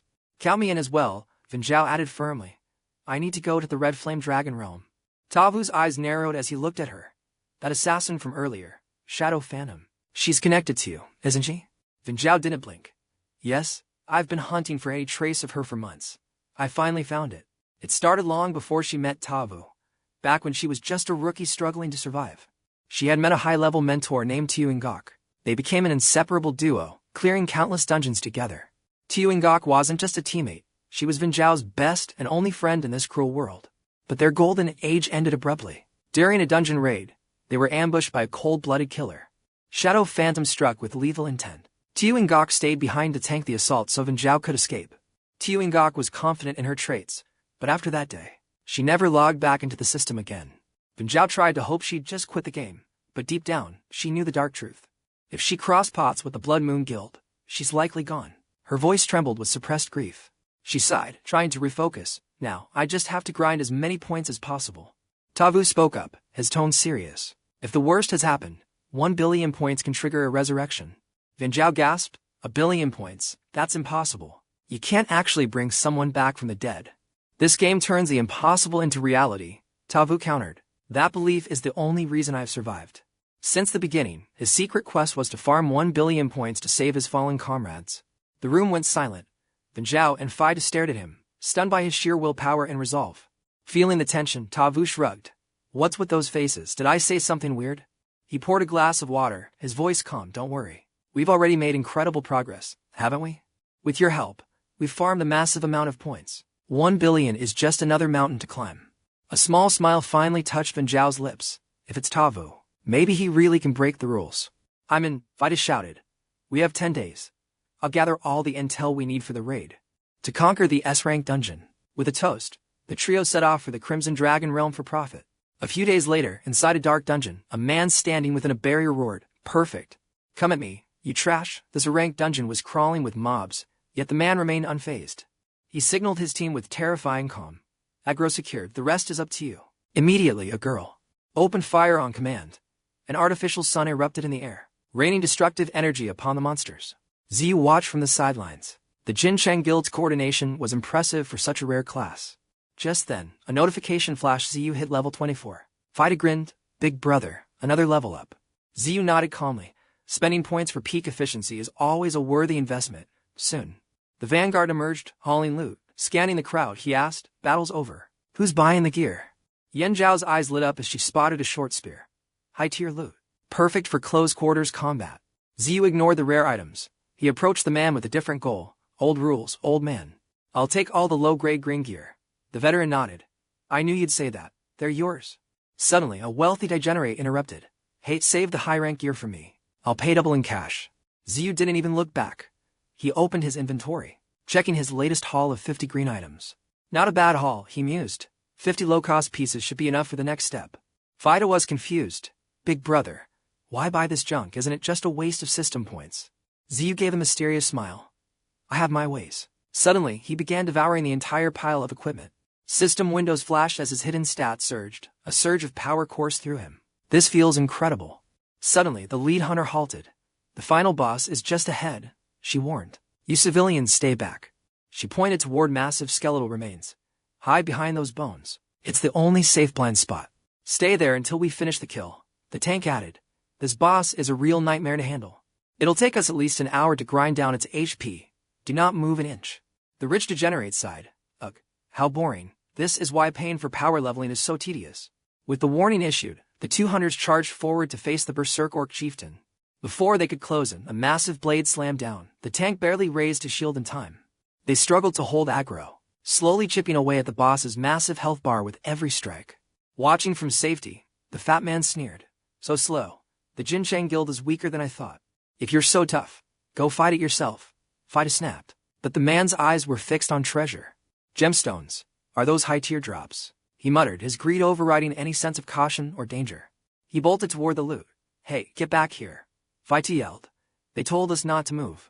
At that moment, the berserk orc let out a blood-curdling roar that shook the very foundation of the dungeon. Something was wrong. The boss's patterns had shifted. To the tank's horror, the beast turned its sights elsewhere. The orc lunged toward the greedy player. The fool was too busy drooling over the gems to notice. You idiot, get out of the way, the tank screamed, but the monster was already upon him. It was too late. With a single, devastating swing, the fat man was crushed into a bloody pulp. Fido cursed in terror. The lead hunter turned pale if their clients died. Their reputation was finished. 𝐒𝐿's expression darkened as the others trembled. Death was closing in, and they weren't ready to die. The berserk orc locked eyes with 𝐒𝐿 and charged. The tank's face fell. It's over for him. Yet 𝐒𝐿 stood his ground with terrifying calm. As the massive claws descended, he finally drew his blade. Like a lightning strike, his blade cut through the air, carving a lethal arc across the monster's torso. The hunters stood frozen in shock. And a rank boss, killed in a single strike. That's my big brother. Fido cheered wildly. The female hunter's jaw dropped. Who exactly is this guy? 𝐒𝐿 ignored the stares, checking his system window. Level 25 attained. He grinned. Perfect timing. After 10 days of grueling grinding, the opening of the Crimson Dragon Realm was finally at hand. Stepping through the portal, the trio looked upon the legendary landscape, and 𝐒𝐿 felt a surge of awe. So this is it. The crowd is massive, Fido shouted. Behold, the final tier dungeon zone. Divided into team and public sectors, the hype was real. Blood Moon just unlocked a new S-rank dungeon. Rumors claimed they were hiding a failed raid. 𝐒𝐿 smirked. A dungeon they can't conquer. Perfect. Tone it down, 𝐿𝐚𝐦𝐢 warned. You attract enemies like a magnet. As the timer hit 0, it began. The massive gates groaned open, signaling the start. 𝐒𝐿 charged forward. Time to move. Let's go. Suddenly, he froze. The dense crowd ahead was miraculously parting like the Red Sea, leaving a path. What's the deal? Why is everyone stepping aside? He muttered, confused by the sudden VIP treatment. Fido panicked, grabbing his arm. Big brother, get to the sidelines, move it right now. Before he could react, a sneering voice cut through. Newbies today are clueless. They don't recognize true power. Move for the Golden Flash Guild. A blonde youth and his female partner stepped into the clearing. Whispers erupted instantly. Look, it's the Golden Flash Elites. That's the top-tier rookie, the legendary 𝐒𝐿𝐷. 𝐒𝐿𝐷 smirked at the praise. Chiba, you're underestimating my fame. I'm practically a superstar in this guild. I am officially the most handsome man in Golden Flash. My popularity is off the charts today. Chiba groaned in pure disgust. Enough with the ego. Why was I paired with such a narcissist? Suddenly, 𝐒𝐿𝐷's eyes locked onto 𝐒𝐿. Wait a second. Don't I know you from somewhere? 𝐒𝐿 stood his ground, eyes narrowing. The name's 𝐒𝐿. You got a problem with that.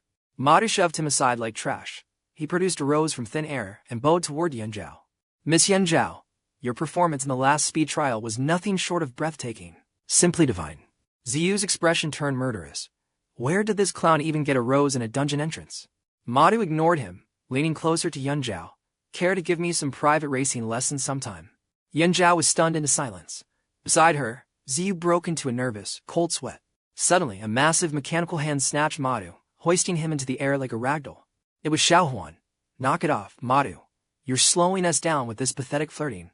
Put me down, little prince. This is a romantic emergency. The crowd roared as more leads appeared. 𝐿 wasn't alone. Behind her stood the top support of Golden Flash, the legendary 𝐿𝐴𝐦𝐲. 𝐿𝐴𝐦𝐲 was busy snacking. Hey, do they have anything delicious inside this S-rank dungeon? 𝐿 laughed, tossing Madu aside. I'll buy you BBQ later. Hey, 𝐬, good to see you. Thanks for delivering that letter to Brit for me. Catch you on the inside, hero. They vanished into the portal. 𝐬 finally exhaled, wiping the sweat from his forehead. That was intense. Suddenly, a scream pierced the air. Look, the Blood Moon Guild has finally arrived. 𝐼𝐬𝐲 stiffened as two figures and a mechanical beast stepped through the glowing transport gate. The lethal Shadow Phoenix was there, accompanied by the master of the mechanical war dog. It was the ghost 𝐿𝐴𝐦𝐲, the apex assassin with a 100% success rate, a true monster. Stay calm, 𝐼𝐬𝐲, 𝐬 whispered. Now isn't the time to settle the score with Shadow Phoenix. She gritted her teeth. Suddenly, a thunderous cannon blast erupted, aimed directly at the Blood Moon duo. 𝐿𝐴𝐦𝐲 didn't flinch. His mechanical dog lunged, catching the exploding shell in its steel jaws. Boom! As the smoke cleared, 𝐿𝐴𝐲 stood perfectly unharmed. Then, three figures stepped out from the shadows. 𝐿𝐴𝐲, today we settle the debt of blood, even if it's our last day on Earth. The crowd gasped. Are they suicidal? No one challenges the ghost 𝐿𝐴𝐲 and lives to tell it. The trio charged with desperate fury. 𝐿𝐴𝐲's eyes turned cold as ice. Pathetic ants. As you wish. He slowly reached for the hilt of the black blade on his back. The air turned heavy. The moment the steel unsheathed, flashes of lethal sword light began dancing through the atmosphere. 𝐬 watched, horrified. This guy, his power level is on a completely different dimension. You aren't even worth my blade, 𝐿𝐴𝐲 hissed. The mechanical dog lunged forward to tear them apart. Just as death approached, three bursts of protective energy shielded them. The portal pulsed with ancient light. The gate swing opened as legendary hunters emerged. The crowd gasped in shock. It's the Lionheart Guild. No wonder that long-range barrier was so perfect. It's the Lion's elite spirit swordsman, 𝐿𝐴𝐲. The spirit swordsman speaks, his voice like ice. That's enough. He glares at the Blood Moon hunters. With the lions here, Blood Moon won't start a riot. Beside him, 𝐿𝐴𝐦𝐲 issues a cold warning. I won't let you degenerates trample over the dungeon's order. 𝐿𝐴𝐽 sneers, losing his patience. Ugh, the self-righteous pest again. Let's go, Shadow Blade. The two villains vanish into the portal. Once they're gone, 𝐿𝐴𝐲 bellows to the crowd, hunters. As long as the lions stand, justice prevails. Any criminal act will face our swift judgment. 𝐿𝐴𝐽 watches from the sidelines, totally unimpressed. Man, these guys are the polar opposite of the chaotic Kim-themed guild, he mutters, sensing tension. A green-haired hunter cheers. The lions are in. Looks like the Ghost Rain Guild skipped this raid. But a shadow blocks the entrance. Hold it. Nobody moves. A voice commands, halting the eager hunters. The man identifies as the dungeon overseer from Blood Moon. He eyes the massive crowd with disdain. 122 hunters. Too many. We're switching to a lottery. Draw your entry numbers now. He hands out randomized tags. The queue moves slowly as hunters enter by their assigned ranking. Sweet. I'm number 22. Fida shouts, thrilled. 𝐿𝐴𝐽𝐲 grins, showing her tag. 25 from me. Fida nudges 𝐴𝐽. Hey big bro, with your crazy luck, did you pull number 10 or something? 𝐴𝐽's hand shakes, his face turning pale. Wait, what did that fat guy just say? 122 people total. You've got to be kidding me. I pulled the very last slot. Fida burst out laughing. Don't worry, boss. We'll clear the mobs and save loot for you. I don't care about first floor XP, 𝐴𝐽 grumbles. I'm worried about you going in alone. 𝐿𝐴𝐽𝐲 rolls her eyes. Stop babying us. Just worry about catching up before the boss room, slowpoke. Fida marks the system map. Let's meet at the Serpent's Gate exit to reach the second floor. One by one, the hunters vanish into the gate. Finally, it's Fight's turn to step in. 𝐴𝐽 watches them leave, a heavy weight sinking in his chest. Something feels dangerously wrong here. Inside the first floor, a massive Titan boa lunges at the vanguard with a deafening, monstrous roar. Madu raises his blade, parrying the strike. He channels mana, his weapon glowing with lethal aura. A faint blue light ripples across the scales. With a sudden burst, Madu unleashes his skill. One clean strike kills the beast. Madu flips his hair, grinning. Can't mess up the hairstyle, right? Alright, team, let's wrap this up, he brags, but he misses the shadows coiling behind him. Two more serpents strike, constricting him instantly. What the? Where did these come from? He shrieks. 𝐼𝐽𝐲 deep flashes through the air, her blade a blur. Madu, you're the perfect bait, aren't you? She moves like a dancer, her sword light carving through the air with surgical, deadly precision. The serpents fall, but dozens of glowing red eyes emerge from the darkness. They're being surrounded. Ugh, we pulled the whole nest, she mutters. Suddenly, a massive water prison bubble expands. 𝐒𝐤𝐴 shouts, "Relax. I'm here. No one gets a scratch while I'm on duty." The bubble encases 𝐒𝐚𝐦𝐢𝐧𝐠, shielding him from the venom. He smirks. Untouchable. Just how I like it. 𝐿 screams an order. Mini-Titan, initiate siege mode. Burn these oversized worms to a crisp. Behind her, the massive mech locks its cannons. The system interface flashes as it prepares to fire. Boom, a massive explosion rocks the cavern, vaporizing the serpents. The three girls high-five in triumph. Perfect teamwork, they cheer. The only one not celebrating is 𝐒𝐚𝐦𝐢𝐧𝐠, who's now covered in soot. Perfect. I'm a human charcoal briquette. You did that on purpose, didn't you? He yells, fuming. The girls ignore him and walk away. Hey, don't you dare walk away from me, he screams. Above them, hidden in the shadows, the invaders watch. Shadow Blade sneers. That's the Golden Toe Guild. They look like a joke, not even a threat, he laughs. 𝐿 narrows his eyes. Don't be fooled. Let's scout the other sectors. Meanwhile, at the Serpent's Grave, another group faces a ruthless ambush. Flames erupted, panicking the hunters, but Longthen stayed cool, drawing his blade. Fire types, countered. He sneered as a frost strike unleashed a bone-chilling aura. Two pythons froze solid. Lan-Nyan surged forward, her holy light shredding them to bits. The hunters cheered. The Lion Guild saved them. Lan-Nyan looked around, puzzled. This is the Scarlet Dragon domain. Why only snakes? She asked suspiciously. Snakes are lesser dragons, 𝐿 explained. Every serpent here craves evolution. Lan-Nyan stopped questioning and pushed forward, heading straight for the final floor. Unbeknownst to them, the Blood Moon Guild watched every move from the shadows. Incredible coordination, Shadow Lone whispered, but 𝐿 remained unimpressed. They aren't our objective, he muttered coldly. Shadow Lone was stunned. Then why is the guild leader here? 𝐿 simply nodded in silence. Everything is set. Your job is to keep interference away from me. This target is strong. I need absolute focus to kill him. Elsewhere, footsteps echoed. 𝐿 moved alone through the darkness. Where is that brat? She grumbled. Suddenly, liquid dripped from the ceiling. She froze as a predator lunged. She vaulted midair. Disgusting monster, she hissed, her blade singing through the cave. With one clean stroke, the python fell dead. 𝐿 didn't even blink. An S-rank drop, scarlet poison, high-tier materials from a mere mob. Suddenly, a noise behind her. 𝐿 lunged toward the sound, weapon raised. A scream erupted. 𝐿 stopped inches from her target's throat. It was the boy, 𝐵2. The child trembled as his head fell. Meanwhile, 𝐿 threw his katana with lethal force. 𝐼𝐻's heart skipped. The blade hissed. Suddenly, 𝐿 caught it midair, closing the gap instantly. 𝐼𝐻 parried just in time. Nice reflexes, 𝐿 sneered. Meet Rakshasa. A mechanical hound lunged, 2v1. 𝐼𝐻 growled, bracing for impact. He activated his blade's evolution. The weapon shifted forms, pushing the master back. 𝐿 smirked, drawing his second katana. A morphing weapon. How interesting. I won't let such a prize escape, he hissed. 𝐼𝐻 laughed at the threat. You're okay, I guess. At least you survived my first strike. 𝐿's eyes narrowed. Don't die too quickly, he whispered, then vanish. He reappeared instantly, clashing head-on with 𝐼𝐻. His speed was terrifying. He was teleporting to his blade's location. Suddenly, he was behind 𝐼𝐻. Another blade was thrown. 𝐼𝐻 parried, but a second attack followed immediately. He was forced into a desperate defense. 𝐿's onslaught was relentless. 𝐼𝐻 retreated, teeth gritted, but 𝐿 wasn't letting him breathe. He recalled his blades for a final strike. 𝐼𝐻 lunged back with everything. 𝐿 just threw his blade again. Is he ever going to run out? Suddenly, the mecha-hound pounced. 𝐼𝐻's pupils dilated, a lethal pincer. He dove out of the trap. 𝐿 smirked. It's over. No escape now.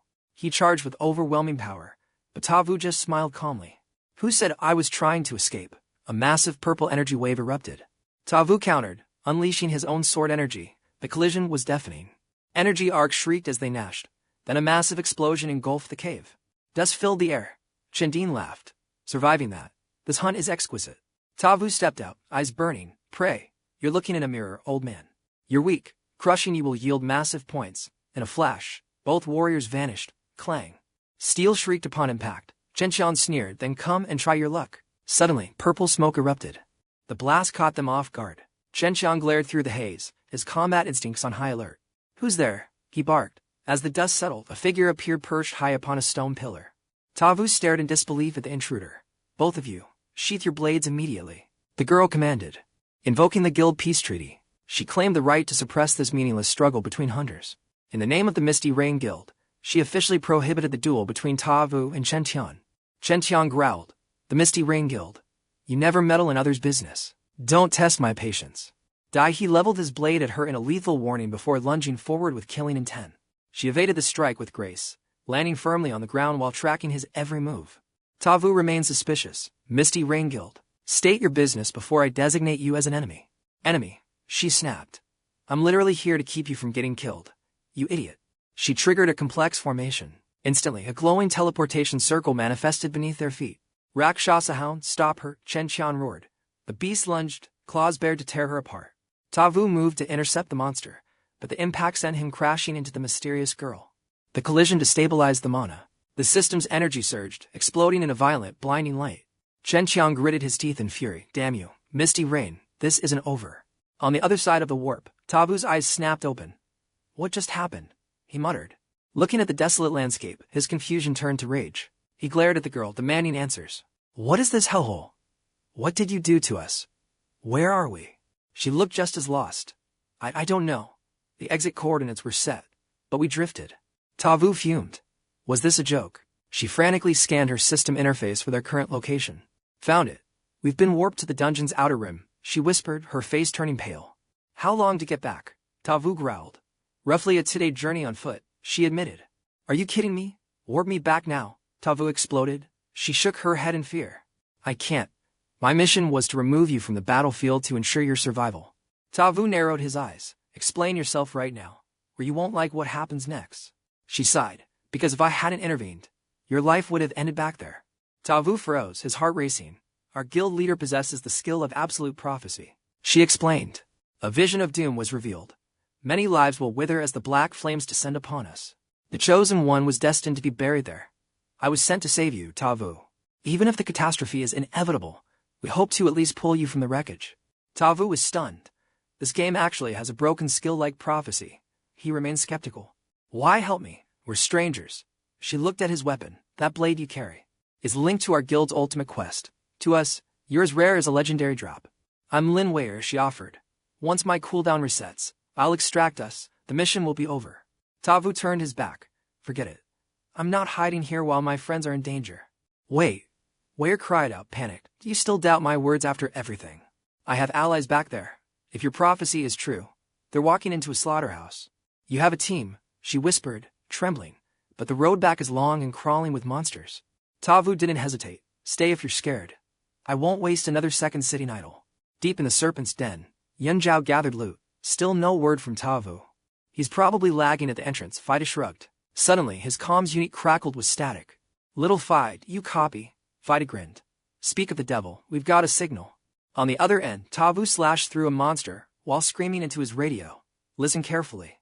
This dungeon is deadlier than expected. Stay put and wait for backup. But 𝐈𝐍 missed the warning. Asking confusedly, boss. What? I can't hear you. Are you saying you're rushing to join us? 𝐼𝐍 roared in frustration. You idiot. Stay where you are and wait for me. I'll be late. Sadly, the signal was trash. 𝐈𝐍 misunderstood everything due to the terrible system connection. He thought the boss said to push forward. Both hunters moved to the second floor. 𝐼𝐍 screamed. The signal cut out. What kind of trash communication system is this? Why is it only one way? 𝐼𝐍 glanced back at 𝐉𝐈, asking warily, What are you doing back there? She shyly explained. It is my first time seeing a limit breaker ring. Can I touch it? Back off. 𝐼𝐍 snapped. Annoyed, he checked the system window, which suddenly pinged a new hidden route. With no choice, he followed the waypoint, but arrived at a bizarre crossroads. Is this the shortcut? The new path looked eerie. 𝐉𝐈 spoke up. Let me scout ahead for a moment. She activated her mana detection skill.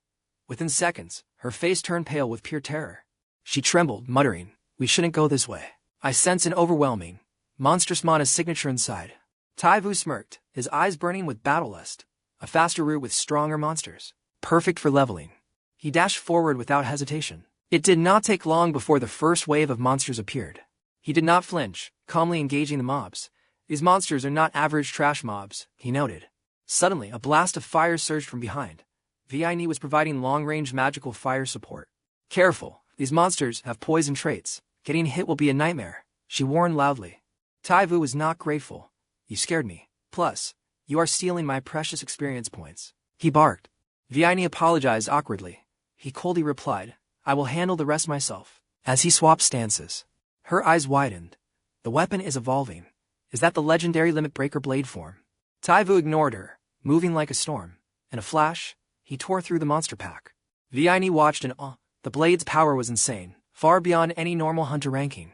Still, the guildmaster's warning haunted her. She hoped her teleportation skill would cool down soon. 𝐼𝐍 did not care. He was focused on the grind, slaying his 20th monster with ease. Level up. The experience gains here were massive. He felt his personal stats surging again. Suddenly, he stopped. It is a dead end. Nothing but these strange, ancient dragon statues. 𝐉𝐈𝐍 frowned. The system navigation should not be wrong. 𝐼𝐍 examined the room carefully. I see. Look closely, he said. This is not a dead end, it is a hidden puzzle quest. They found for colored orbs on the ground near for stone altars and giant dragon carvings. 𝐼𝐍 picked one up. Using his past gamer experience, he matched colors to dragon elements. Red was for the fire dragon tower. He placed it carefully onto the corresponding stone pedestal. Blue for water, green for wood, and the yellow orb for the spiked lightning dragon statue. 𝐉𝐈𝐍 helped him set the spheres. Is just placing them there enough to trigger it? The ground trembled. 𝐼𝐍 sensed something was off. This feels way too easy for a dungeon. With only 16 possible combinations, it was too simple. Suddenly, 𝐉𝐈𝐍 gasped in horror. Where did all these monsters come from? They have completely blocked our only exit path. 𝐼𝐍's face darkened. Damn it, the puzzle is not finished. We missed a crucial hidden step. He analyzed the magic circle. Light from the four dragons gathered at the central summoning altar. But the center was empty. Then it clicked. Wait, this is the Blood Moon underground dungeon. Does this require that dragon egg I looted from the Blood Moon event? He realized. He pulled out the egg. 𝐉𝐈𝐍 panicked. The monster horde is charging. Should we fight? Wait, let me try this first. 𝐼𝐍 shouted, rushing to the center of the altar. He placed the egg. Instantly, the altar roared to life, and the monsters froze in place. 𝐉𝐈𝐍 cheered. It worked. They stopped. But 𝐼𝐍 remained cautious, staring at the egg. Wait, it's not hatching yet. Suddenly, a violent surge of mana erupted, a shockwave so powerful. It sent 𝐼𝐍 and 𝐉𝐈𝐍 flying. He gritted his teeth, stabilizing himself before launching a counterstrike. Who's there? He looked up to see a colossal silhouette. A booming, majestic voice echoed through the chamber. Insolent humans. Trespassing in the forbidden sanctuary and breaking the taboo seal is an unforgivable sin. Pay for your ignorance with death. An ancient dragon materialized, its suffocating pressure crushing the air. 𝐉𝐹 gasped. This terrifying aura, it's an evil beast. 𝐼𝐍 frowned, confused. An evil beast, what's that? Legends say these dungeon monsters possess high intelligence and can communicate with players. They are nightmares. Normally, only S-rank guild leaders can face them. This is an apex-tier evil beast. Suddenly, the dragon struck. 𝐼𝐍 and 𝐉𝐹 barely dodged the lethal blow. In an instant, his HP bar plummeted by half. Damn it, that damage is insane. My health was already low. 𝐼𝐍 cursed, feeling the sting of impact. Is this the calamity from the prophecy? Did I lead him straight into a death trap? 𝐉𝐹's voice trembled. Go forth, my thralls. Tear these humans apart. The dragon roared, summoning a wave of elite monsters. They're coming. 𝐉𝐹 panicked, immediately deploying a defensive magic circle to hold the line against the swarm. 𝐼𝐍. I'll hold them off. Clear the monsters at the entrance. It's our only path to survive this. Understood. 𝐼𝐍 nodded, charging toward the swarm. Meanwhile, 𝐉𝐹 was being pushed back by the boss. Hurry, I can't hold out against this pressure much longer. My mana is hitting 0. The mobs were weak, but the exit was far. Yet, the tournament was just one step away from finishing. Why won't the egg hatch? What am I missing?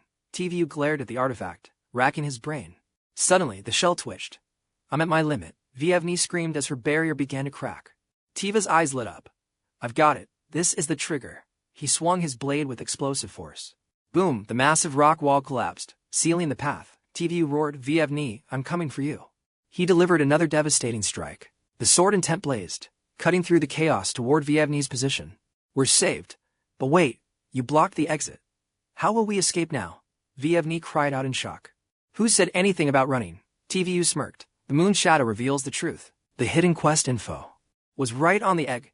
The shadow on the ground was creeping closer to the altar's center. Did you notice? The blood moon's movement is the key. Once the shadow fully covers the egg, the evolution will begin. 𝐼� raised his blade high. The atmosphere crackled as he prepared to synchronize his power with the system.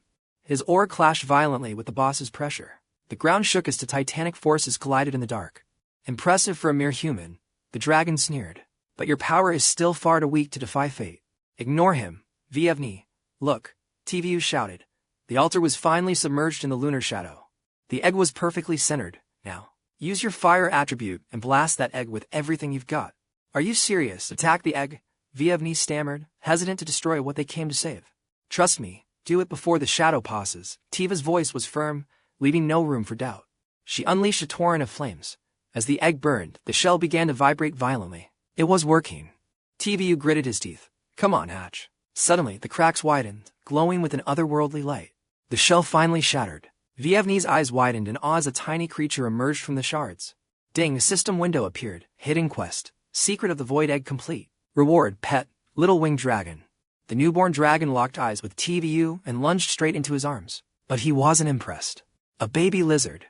I thought this was a legendary weapon. What use is a dragonling in battle? Chomp, the little dragon bit Tiva's finger. Hey, you dare bite your master, you little degenerate. 𝐿-𝐷 giggled, hugging the dragon. Don't underestimate it. Combat pets have insane growth potential in this game. Think of 𝐋𝐞𝐦𝐢𝐧𝐠's legendary hound. A high-tier summon can change the entire battlefield's ranking dynamics. As its master, you can see its hidden stats. Check its skill evolution tree. This isn't just a pet. TVU scanned the system window. The list of traits and abilities was staggering, a true hidden gem. The boss dragon let out a world-shaking roar. You broke the seal. Now, suffer eternal destruction. Lightning strikes. 𝐿-𝐷 screams. The beast is back. Watch out, 𝐒𝐿. 𝐒𝐿 wonders, is this dragon truly strong? He activates dragon wing support. Instantly, the dragon's eyes glow. A blinding energy surge blasts toward the heavens. They watch in awe as the light fades. The dragon begins its evolution. The pet is gone, replaced by the massive, fire-breathing flame-winged dragon. The evil dragon sneers, flame-winged dragon, ready to die again, trash. 𝐒𝐿 unlocks wind wall. The dragon bows low, signaling them to mount. He wants us to ride, 𝐿-𝐷 cries. Lightning crashes down once more. Wings snap open. The dragon soars through the storm at incredible speeds. They face the beast head-on. 𝐒𝐿 leaps from the dragon's back. Our turn, he growls, plunging his blade deep into the monster's flesh. He drags the blade across its back. The beast roars in agonizing fury. Insignificant humans, it bellows. 𝐿-𝐷 unleashes cover fire to support him. With her help, 𝐒𝐿 dodges and strikes again, hitting a vital spot. The attack mark detonates. A massive energy eruption blasts from the beast. Flame-winged dragon, 𝐒𝐿 shouts. The dragon swoops to catch them midair. Perfect coordination, 𝐒𝐿 praises. 𝐿-𝐷 urges, we must escape now. Suddenly, terror fills her eyes. The beast is not defeated, they are surrounded. No escape. The evil dragon hisses, blocking their path with dark malice. Get down, 𝐿-𝐷 yells, channeling her remaining mana into a teleportation spell. The portal opens just in time. The flame-winged dragon dives through. They vanish, narrowly escaping. 𝐒𝐿 exhales, that was way too close. How do we kill that thing? 𝐿-𝐷 smirks, my teleportation saved us. 𝐒𝐿 grunts, don't forget your skill got us lost here first. Flustered, she changes the subject. Stop complaining, look at this rare drop. She holds a lightning attribute, 𝐶 Dragon Scale, a high-tier item. It fell during the clash. Take it, she says, handing him the loot. Sweet, 𝐒𝐿 cheers. The dragon and the scale. This was worth it. Thanks, 𝐿-𝐷. She blushes, looking away while avoiding his gaze. It's just for the mission, she mumbles. Let's regroup with the others. She hopes the prophecy was broken. No more trouble for today, hopefully. Full speed ahead, 𝐒𝐿 commands. We need to find our teammates. The dragon streaks away. Elsewhere, his team is already locked in combat. Don't underestimate me, 𝐿-𝐷 screams, tossing a cluster of powerful bombs. Boom, the blast rocks the area. Suddenly, sword light cleaves the smoke. Yunjiao finishes the monster. Soul fragments collected, she says with a smile. Ready for the next floor. 𝐿-𝐷 grins, boss can't even keep up. Suddenly, he pales. Wait, the radar is weird. There's a red dot. It's been tailing us. Is it a hidden boss monster following us? He shakes his head. No, we're being watched by another hunter. Yunjiao frowns, gripping her blade. Show yourself, she roars, slashing forward. The wall crumbles, sending clouds of thick dust into the air. As the dust settles, Shadow Lone appears with a wicked, mocking smirk. Found you, she purrs. Yunjiao's eyes widen. You? Why are you here? I don't care about you two. Shadow Lone sneers. Where is 𝐒𝐿? I'm done talking to you. Yunjiao lunges. No hesitation, pure aggression. Her blade ignites with fury, but the assassin's silk threads block her path. She doesn't stop. The pressure builds. The assassin is forced back. Why such rage? The killer asks. Yunjiao grinds her teeth in fury. Forgotten already. You ambushed us. What did you do to Xiaoyu? The assassin smirks. It clicks. She manipulates her lethal silk threads again. I won't tell you. But look, you walked right into my trap. One move and you're shredded. Now, Tell me where 𝐒𝐈𝐍 is. From the sidelines, Fido screams. 𝐿 ignores the deadly threat. You used these cheap tricks on 𝐿𝐴𝐽 too, didn't you? She grips the sharp threads. Even if I break, I'll kill you. The silk cuts deep. Blood sprays as she forces a counterattack. Wounds cover her body instantly, but she snaps every single thread. The assassin's eyes widen. 𝐿 closes the distance. No retreat. Every bit of 𝐿𝐴𝐽's pain, I'm returning it tenfold. Arrogant girl. I'll show you the gap between our power ranks. A massive statue erupts from the earth. 𝐿 parries perfectly. I've been training since you blood moon bastards attacked. Today's the day. Energy surges through her blade. She shatters the giant in one hit. Fido is stunned. She spent all her system points on this. A golden aura erupts. Form change triggered. A legendary evolution begins. Elsewhere, 𝐒𝐈𝐍 pushes his dragon harder. Almost there, just wait. He pings the comms. Fido, report. What's the situation over there? Big brother, Sister Van is clashing with the Blood Moon Elite. Don't fight her, retreat now. But Fido just grins excitedly. Too late, boss. Sister Van's new form is absolutely god tier.